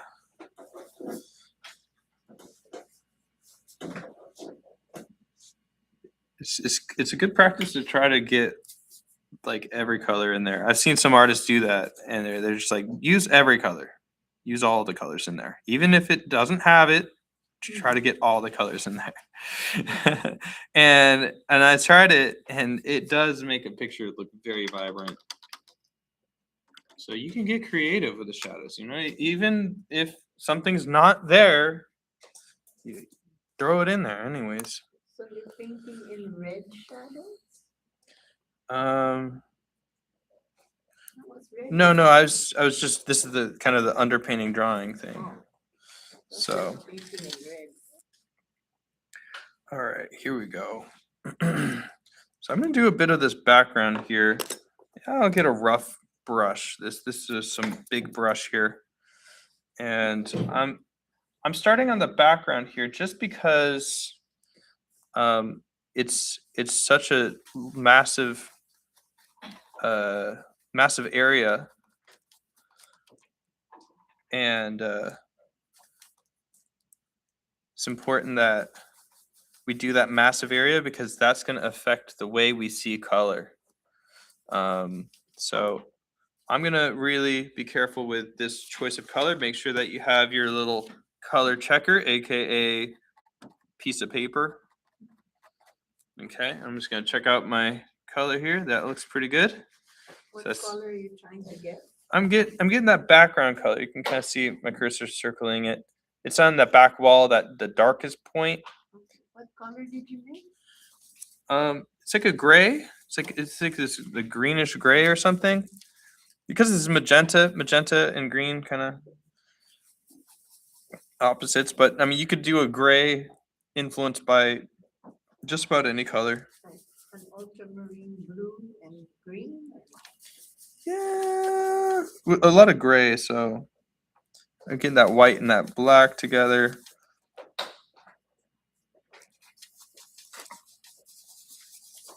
Could do blue, but like I said, you know, we're not trying to make a photo here. It's just a painting. There we go. That looks good.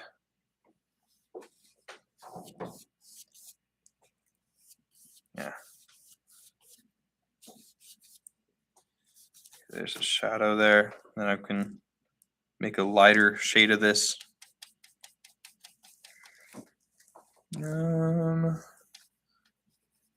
Maybe I'll get a bit of this yellow in there. Just really focus on the value, how dark or light something is. You can totally use the craziest colors in this. If the values line up to how dark or how light it is that you're seeing on the picture, you could have pinks and purples in there. That's fine. It's kind of crazy, but you can do it. So try it out, experiment. Even more white. I think this is going to be it. Yep. Yeah, boy. A little bit of water. There we go. There we go. A little bit of water, spread it out. I can kind of brush it on top of that darker color there.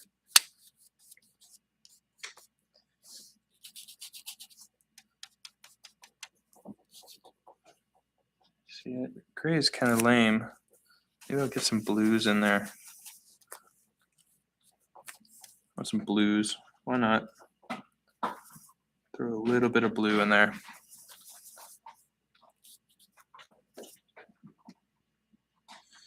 Oh.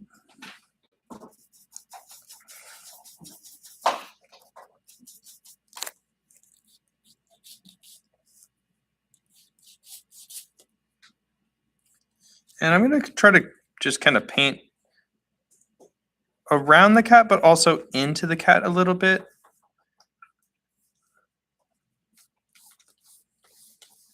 And again, it's good to get things a little too dark rather than a little too light. Just because gouache will. I'm going to show off some of that pink on the corners there. That's pretty cool. Mm-hmm.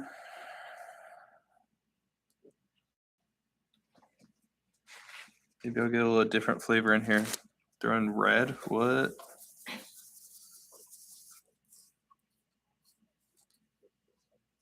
I don't know.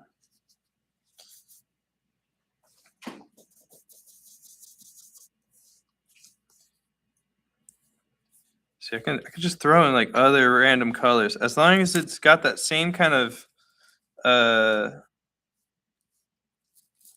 what's it called? Value.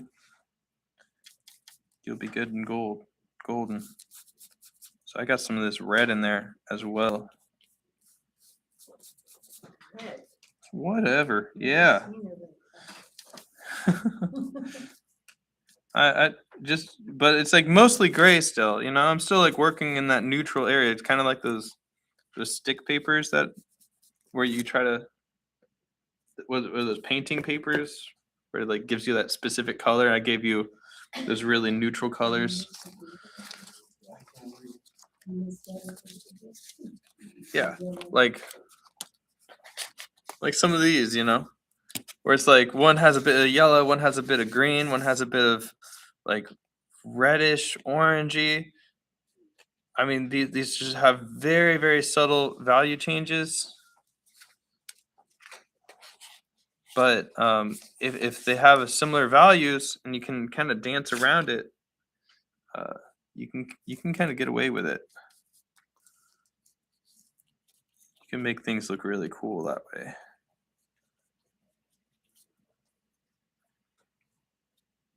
And need more water.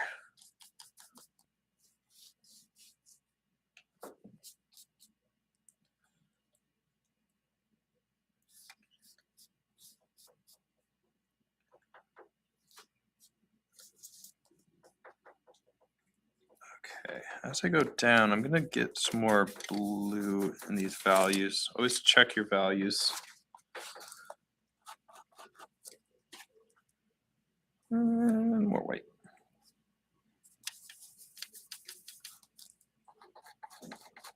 Much more.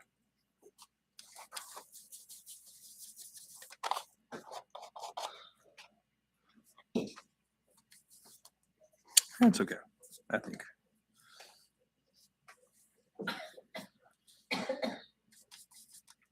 That's a big area. I should make more. And I'm preparing all this area. This is a lot of the painting, so.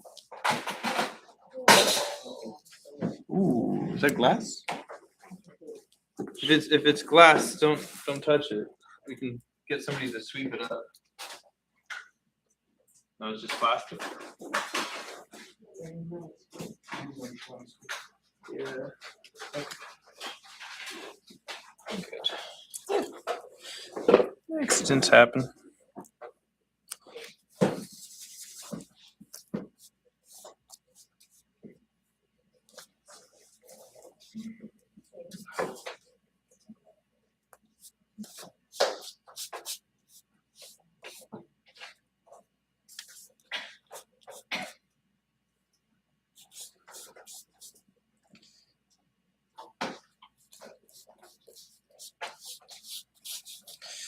As I'm painting, of course, feel free to kind of make adjustments, make changes.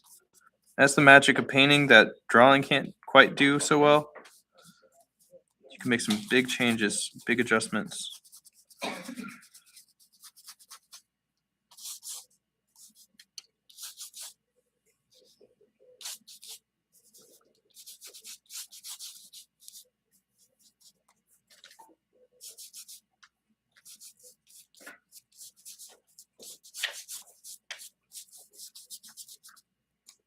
I always like to show a little hint of what's underneath stuff. A lot of artists will kind of hone in on certain areas. So you don't want everything to be completely perfect. Only focus on the 20% that matters, always. So when you're doing the whole body of the cat, what's the 20% that matters? Face. What's the 20% that matters in the face? Eyes. What's the 20% that matters in the eyes? Highlights. That's right. That's how you should be thinking. Huh? I should. Or not. Whatever. There's artists who break the rule. 20% is what? What's the last part? Is what matters. Oh, the eyes. Oh, yeah, it's like highlights, like the shine of the highlights. eyes. Okay, no, I couldn't hear you. I'm sorry. Yeah. There's a sparkle in the eyes usually. But I mean, sometimes it doesn't get to that level. Sometimes it doesn't matter that much, but and I think we could go even further back. With the 20% that matters in this painting is the meaning, is the story behind it. If you don't have that and you're just focusing on everything else, you don't have too much. So is this cat meaningful to you? Could this cat tell you a story of maybe something you're going through in life? That's the 20% that probably matters the most, because that's the 20% that people really care about. You could have the worst painting of a cat in the world, but if it's got a heartfelt story, if there's something about that cat that is meaningful to you personally, that's a hard-hitting painting. It could be the worst painting in the world, but if it's got that story, people will care about it. Anyways, this one I'm just studying for. It's true. This is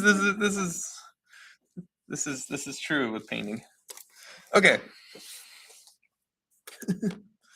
All right. Cool.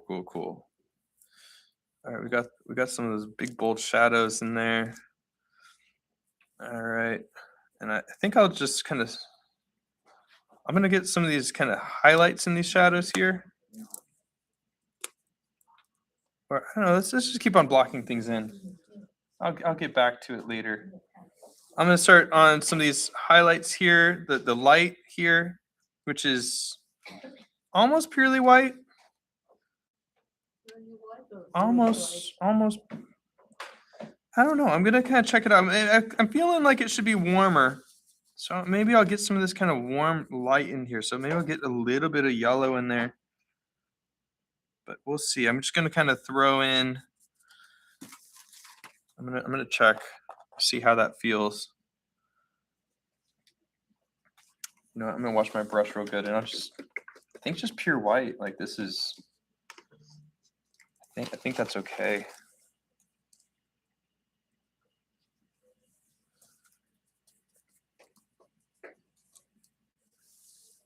Just a bit of water. I'm putting it on top of this warmer yellow paint, but I'm trying not to get too much of it in there. Again, you want to kind of save that pure white for absolute last. So I'm gonna get it kind of mucky and dirty. This is like basically yellow ochre and burnt sienna and a whole lot of white. I want this to be warm.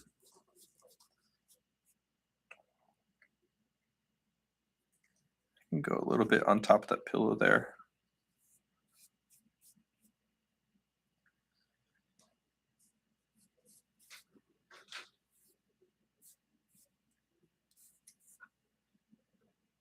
And maybe I'm starting to see some little bumps and stuff in the sheets. Cool. Still kind of avoiding the cat. I don't want to completely hide it, but you know, kind of maybe make some changes here.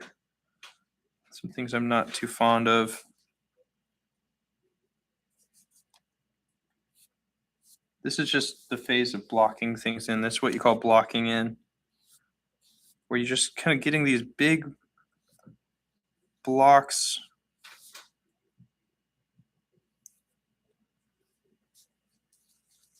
of shapes. Kind of getting that general color, maybe a little bit darker of a color. See that covered up. Oh, cool. Made a little mistake there.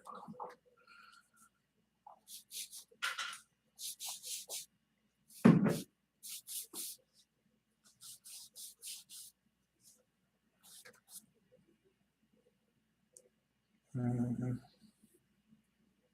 Did you say you're just using pure white on that? This is white mixed with a little of this warmer yellow. Again, my this has been seasoned, so I have some of this warm area. This is yellow ochre and burnt sienna from another project, and I have it just a little bit of that into my white, so it makes it a little warmer. When you add a little bit of that yellow, especially warm yellow, like a cadmium yellow or a sunflower yellow or whatever they call it, that's a nice warm yellow. Just the microscopic amount will warm it up, and I got a little bit of that burnt sienna in there too. That also warms things up. Okay. Cool. Mhm.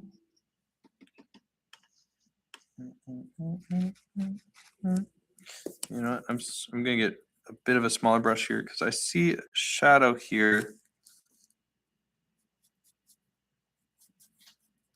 on the underneath the cat right over here.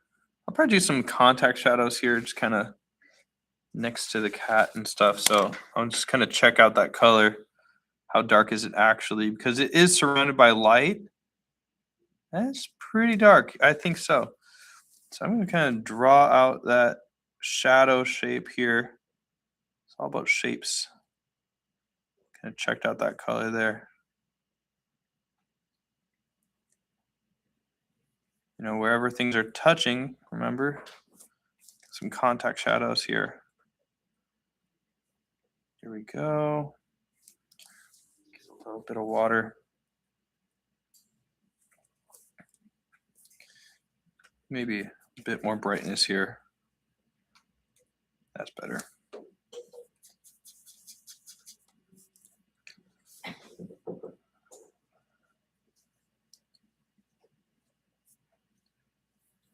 Okay.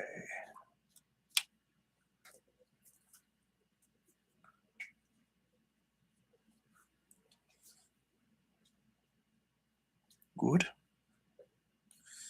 And maybe I'll try to find some of that kind of half shadow where like that right over here where the pillow kind of turns. Like I'll find that line there and I'll try to find that kind of color if I can. I know it's going to kind of be in between this shadow. I know it's going to be between this light. As far as the value is concerned, and I could influence that with another color, like a bit of blue maybe.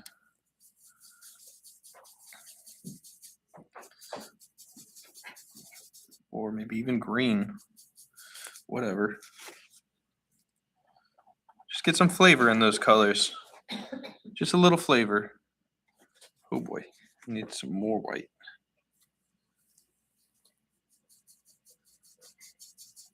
Too much? I don't know. Maybe. I think it's okay. I'm into it. Maybe a bit darker. And get some more of that gray that I had from before. I always kind of reuse those colors. It just makes things a bit more unified. Okay, how's that look? I think that's good.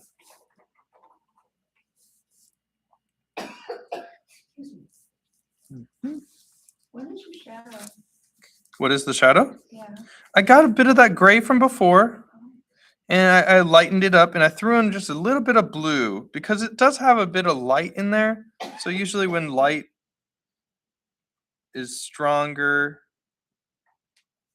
you know, it's going to have a bit higher of a chroma. That's kind of what I'm thinking. It's like this is kind of higher chroma area. So I'm gonna get some more of that blue in there, just a little bit.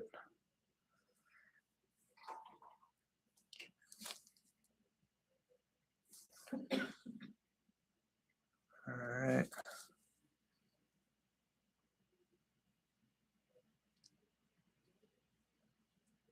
Okay. Cool.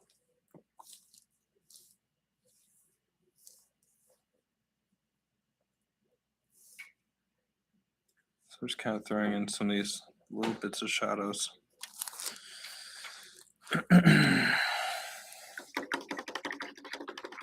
And of course, those pure dark contact shadows in the pillows, I'll kind of throw those in with those really deep grays. Maybe that should be enough. We'll see. Maybe a bit more black. Or ultramarine blue, maybe. Looks like I need to refill my ultramarine blue. It's running low.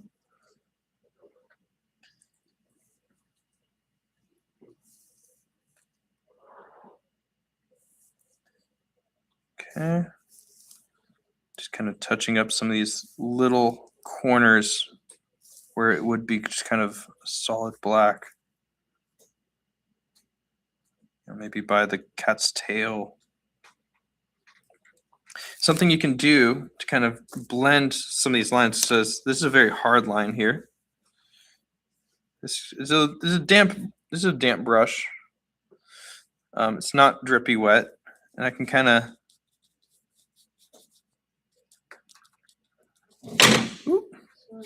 You're good.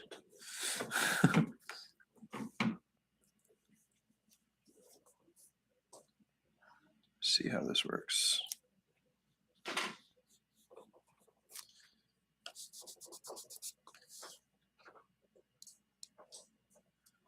Here we go. So kind of got, I don't know, maybe dry is better. Let me see. Get some of this dry brush action. Oh, that's better. That'll soften things up a bit better.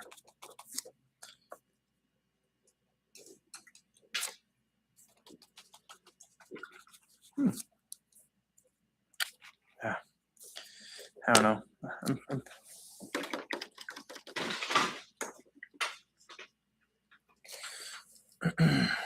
Okay. A little bit of shadow under here. I always do this You know, especially where things are in contact before you even do it. You can make it a bit too thick. That's fine because you're just going to paint over it anyways. But you need that because if you don't have that little black line where things are touching, it doesn't feel grounded in the picture. So if you feel like your artwork, when you paint a dog or something like that, or it could be literally anything, a car, and it just feels like it's floating in midair. It doesn't feel like it's contacting. Mhm. That's the problem, is that you don't have that contact shadow. So you just need to add that little shadowy line. Good question. I like that. Yeah, it happens. It does. And it's just that one little black shadowy thing does a lot. Like you can see it with the pillows back here. That's all kind of contact shadows there. I always like to just let my paintbrush kind of run out of paint though. So I think dry brush works best for gouache. Oh, no, not wetted? It's up to you. I wouldn't do too wet. I like that dry brush just because gouache is so opaque that when you do that dry brush, it just kind of goes on like just opaque kind of stippling dots kind of. I don't know. There's yeah. Just kind of adding. Okay. I'm just goofing around here. Okay. Done? Nope. I gotta do the cat. I'm just gonna block in the cat next, and then the rest will be detail work. So the cat, I'm gonna start things off with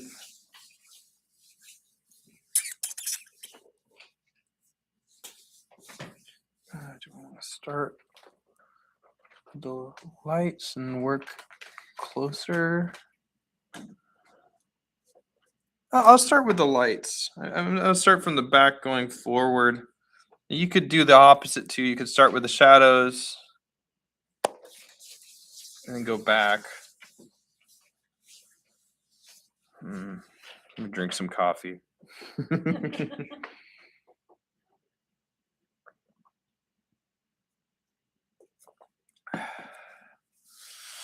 Okay.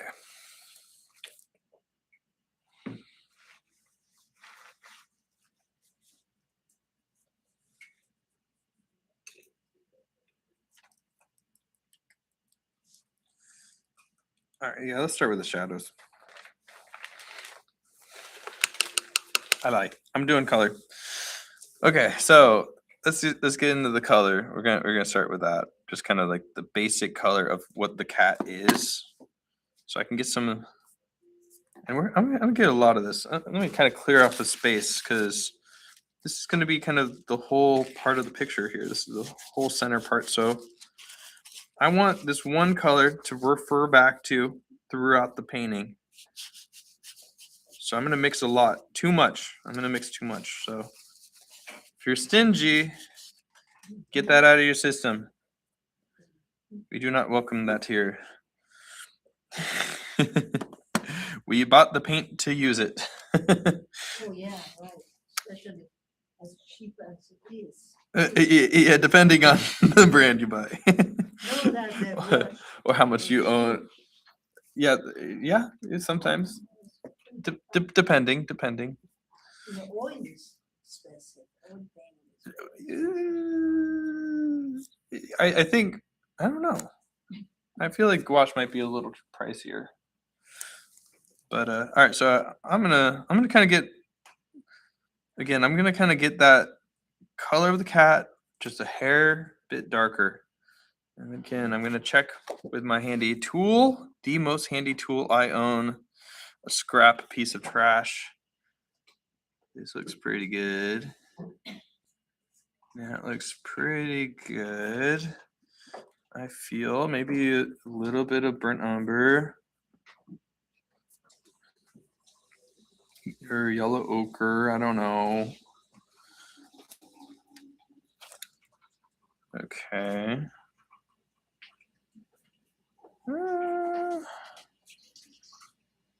Yes, let me get some white in there. Just need to be kind of faded out a bit. And maybe I'll get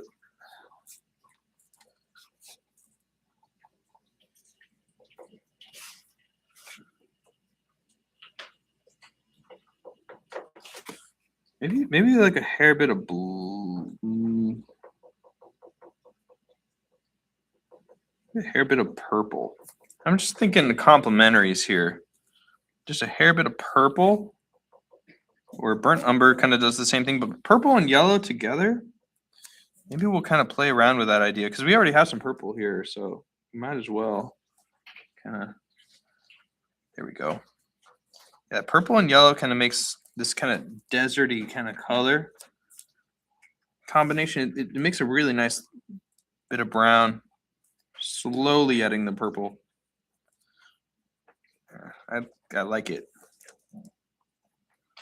Again, I'm trying to use every color here just because it's fun. Also, get your money's worth. Okay, here we go. Ooh, yeah.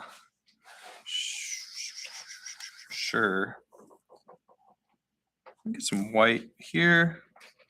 So this is going to be kind of the color that I'm going to be referring back to. So I have some white, and then maybe I'll even use this for some of the shadow later on.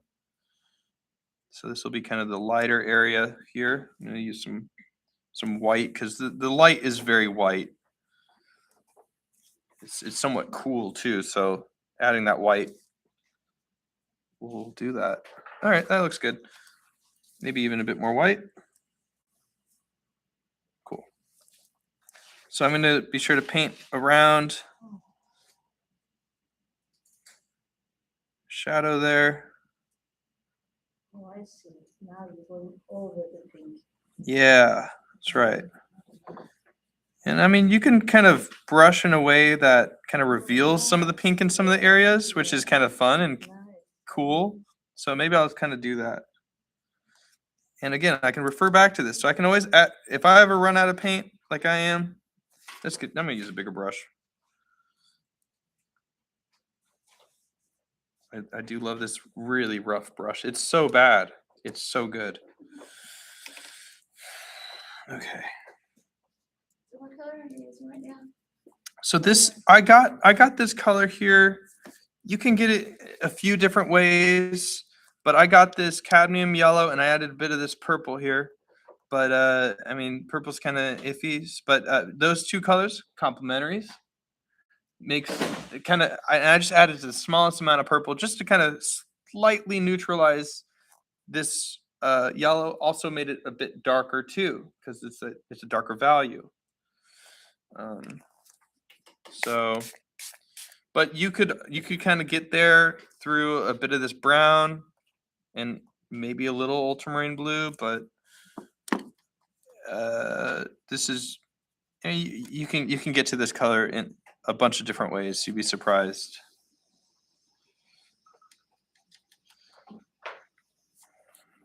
And everybody's kind of got a different type of. All right. Okay. So as I'm brushing this down here, I'm also trying to think about form here and the shapes of where those highlights are. It's just really kind of playing around with shape here. The overall cat here.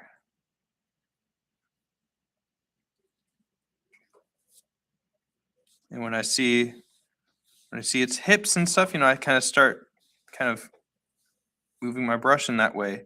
So I'm not really focusing on, the movement of the hair so much. Am I moving around the forms that are on the cat? I'll add in the movement of the hair later on, but just these bigger shapes here. And I'm just focusing on this light area here. That's kind of a cohesive kind of color here.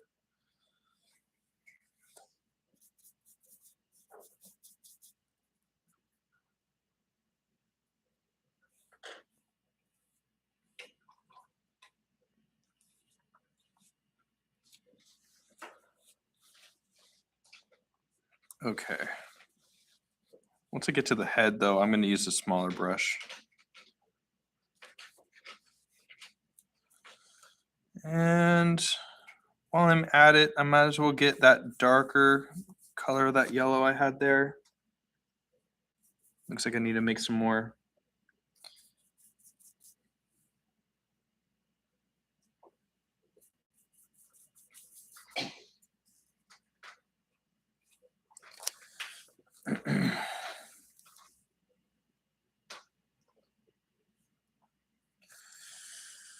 Okay.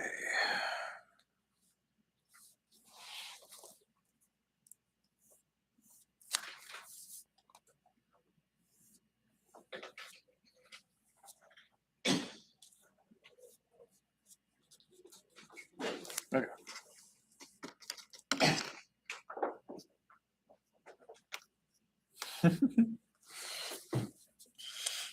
High focus today. Yeah. All right. No music. I know. That's okay, we're just busy. I'm sorry. I know. If I played music, then people at home wouldn't be able to watch it. It would be on the. All right, so I'm gonna get my brush here. Okay, so for the face here,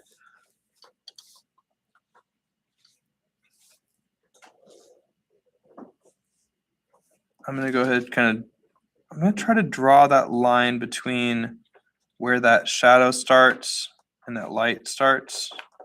Let's see.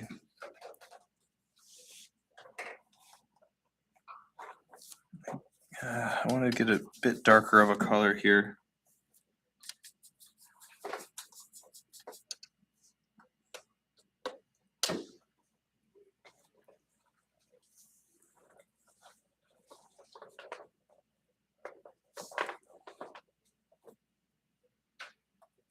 You know what?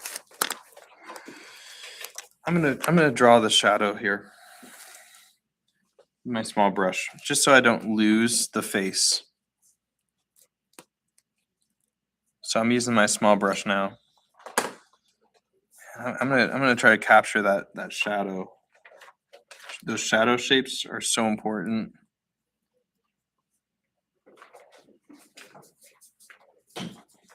Get that burnt umber. Burnt sienna, that yellow.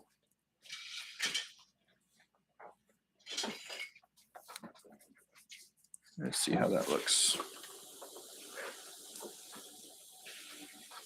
Oh, that looks good. Okay. So when I'm drawing this cat's face here, I'm going to really focus just on those shadows here. I feel like it needs to be even darker. There we go.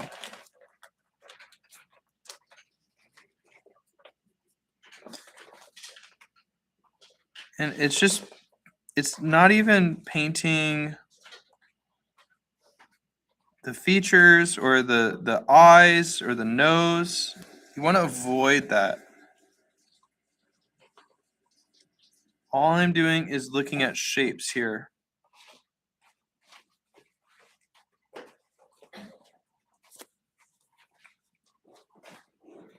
And that shape of the shadow there, that line, that kind of where the shadow kind of falls into on that face.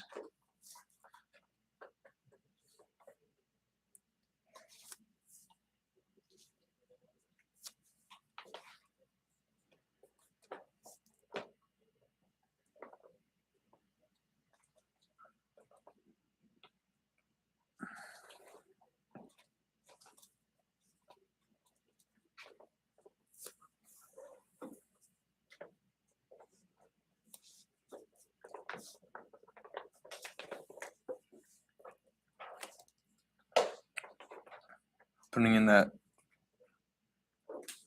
contact shadow for underneath the face there. shadow behind the ear.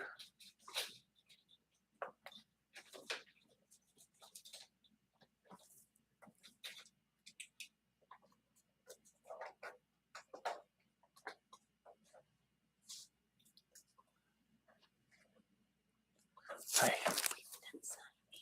Oh no, you're good. Yeah.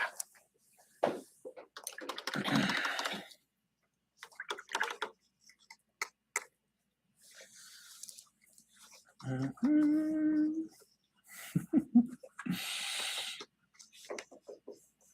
We're definitely gonna take a break today. You guys are so intense. Yeah, yeah. Okay, and then I'm gonna also do the eyes here. So this is gonna be the deepest, darkest colors. This is gonna be nearly black. So I'm gonna get that burnt sienna.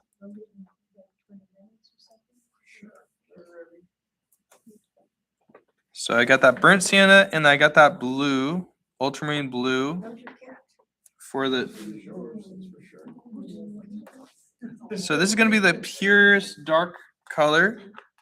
And I'm gonna look for that in the cat's face here. So that's gonna be in the eyes right here, real small. There we go. And the eyes usually on cats or on people, they're usually smaller than you think they are. So kind of take that for note. And kind of get that line here on the nose there. There's the nose here. And I'm gonna get that line here for kind of that nozzle here. And then it kind of goes out like this. Kind of.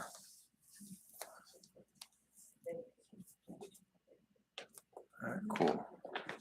I'll try to get some like kind of middle colors here.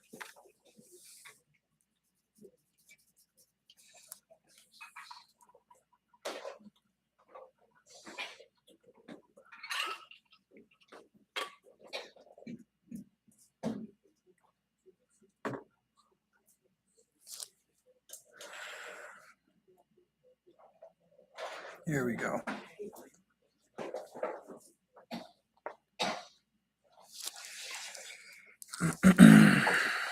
All right.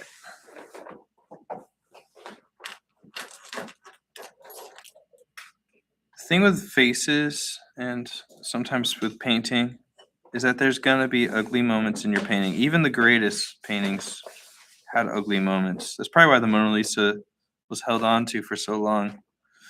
Probably because there was a lot of ugly moments in the painting. But if you push through, I don't know. Sometimes when you're painting in your head, you're like, it's just nothing's going out right. Right. It happens. It happens to Then everybody. you have to leave. Yeah, Sometimes sometimes. Another time and finish it. Yeah. Or just move on to some Yeah, other something little else. messy painting. Or just keep on getting on with it. Cause Well, if you do it, you're gonna make a mess. well, yeah, that's the whole idea of art. Is like you just keep making a mess until something comes out. How long it took him to do the Mona Lisa? I don't know. I heard a story that he held on to it for his whole life. Oh, he finished it like. It's just Wow. ongoing. It's just like an ongoing project. They were saying maybe it was his girlfriend. Did you hear that? I don't know. There's a lot of rumors. Yeah, they're saying it's a man, it's not a. All right, cool. Let me get this lighter color now.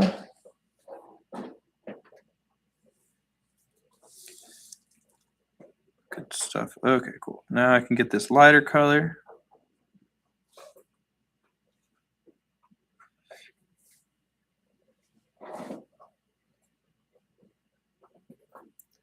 I can kind of carve into this. There we go. Now the lighter color is going to be given that form of that lighter side. Finally, we can get some life into this cat.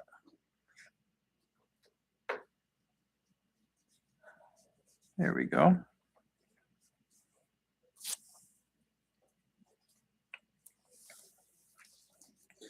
Yeah, it's still darker, that's fine.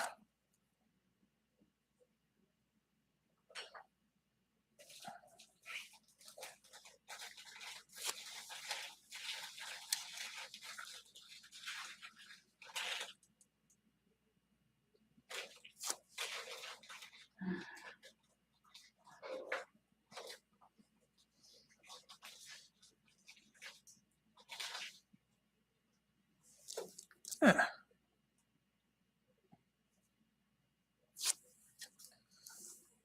Okay.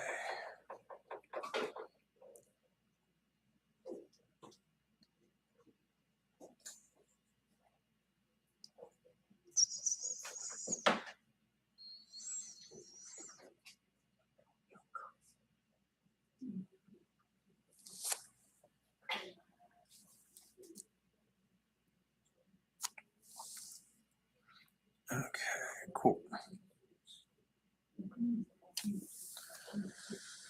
There is a mustache too. I Huh? didn't see it. Yeah, The mustache is so little, but that is- I know. Yeah. What do you call it? Not mustache, they call it.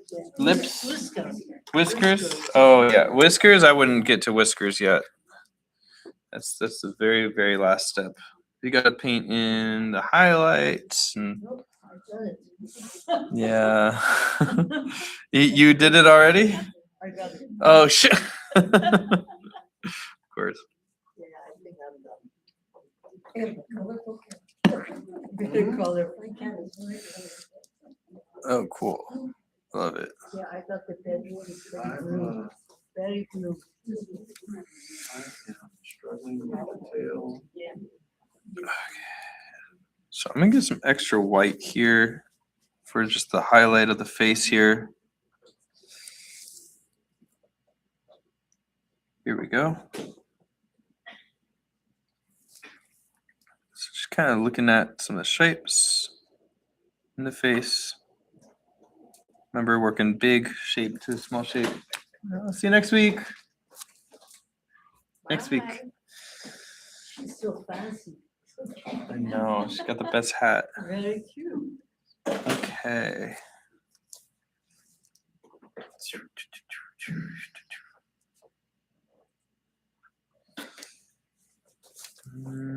Mhm.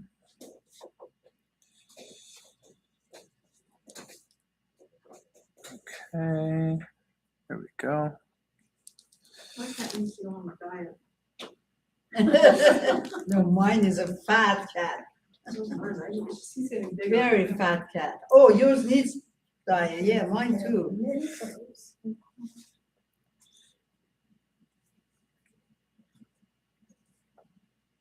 That Uh-huh. cat kind of looks like mine did when she was pregnant.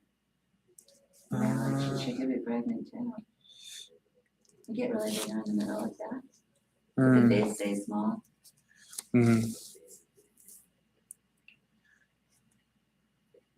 All right.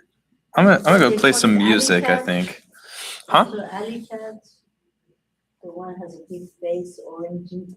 Oh, they're called, what they call those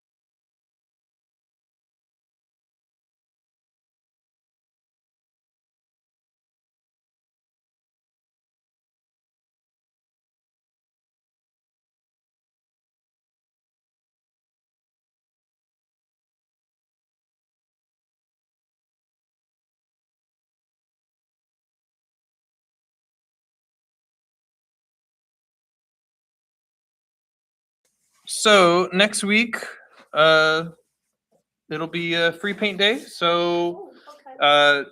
kind of What are following they? along with What are some of they? the ways that I was painting this, you could watch this later online.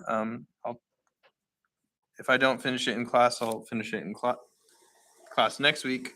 But if you guys want to bring your own cat pictures and focus on another cat painting, this is your warm up. So we don't need perfection here. This is your first one. But everything that you learn from this painting, you can take it to the next one. So next week you can come with a picture of your cat, preferably in color, possibly printed. The same thing or different? Different, your own cat, your own story of a cat. Maybe a cat that you like, maybe a lion. I mean, it could be, I don't know, just anything. And if you wanted to practice more on drawing cats, you could use this. And practice kind of drawing some of the forms. This is a great book to kind of practice and draw from. If you're having a hard time with a mouth or eyes, you could just focus on that. If you're having a hard time with the paws, just focus on that. Or next week's painting, you could just have a portrait of the cat, just Okay. its face. Thank you so much. Have a good Okay, day. bye-bye. Bye. All right. Ka-chow. She's fast. All right.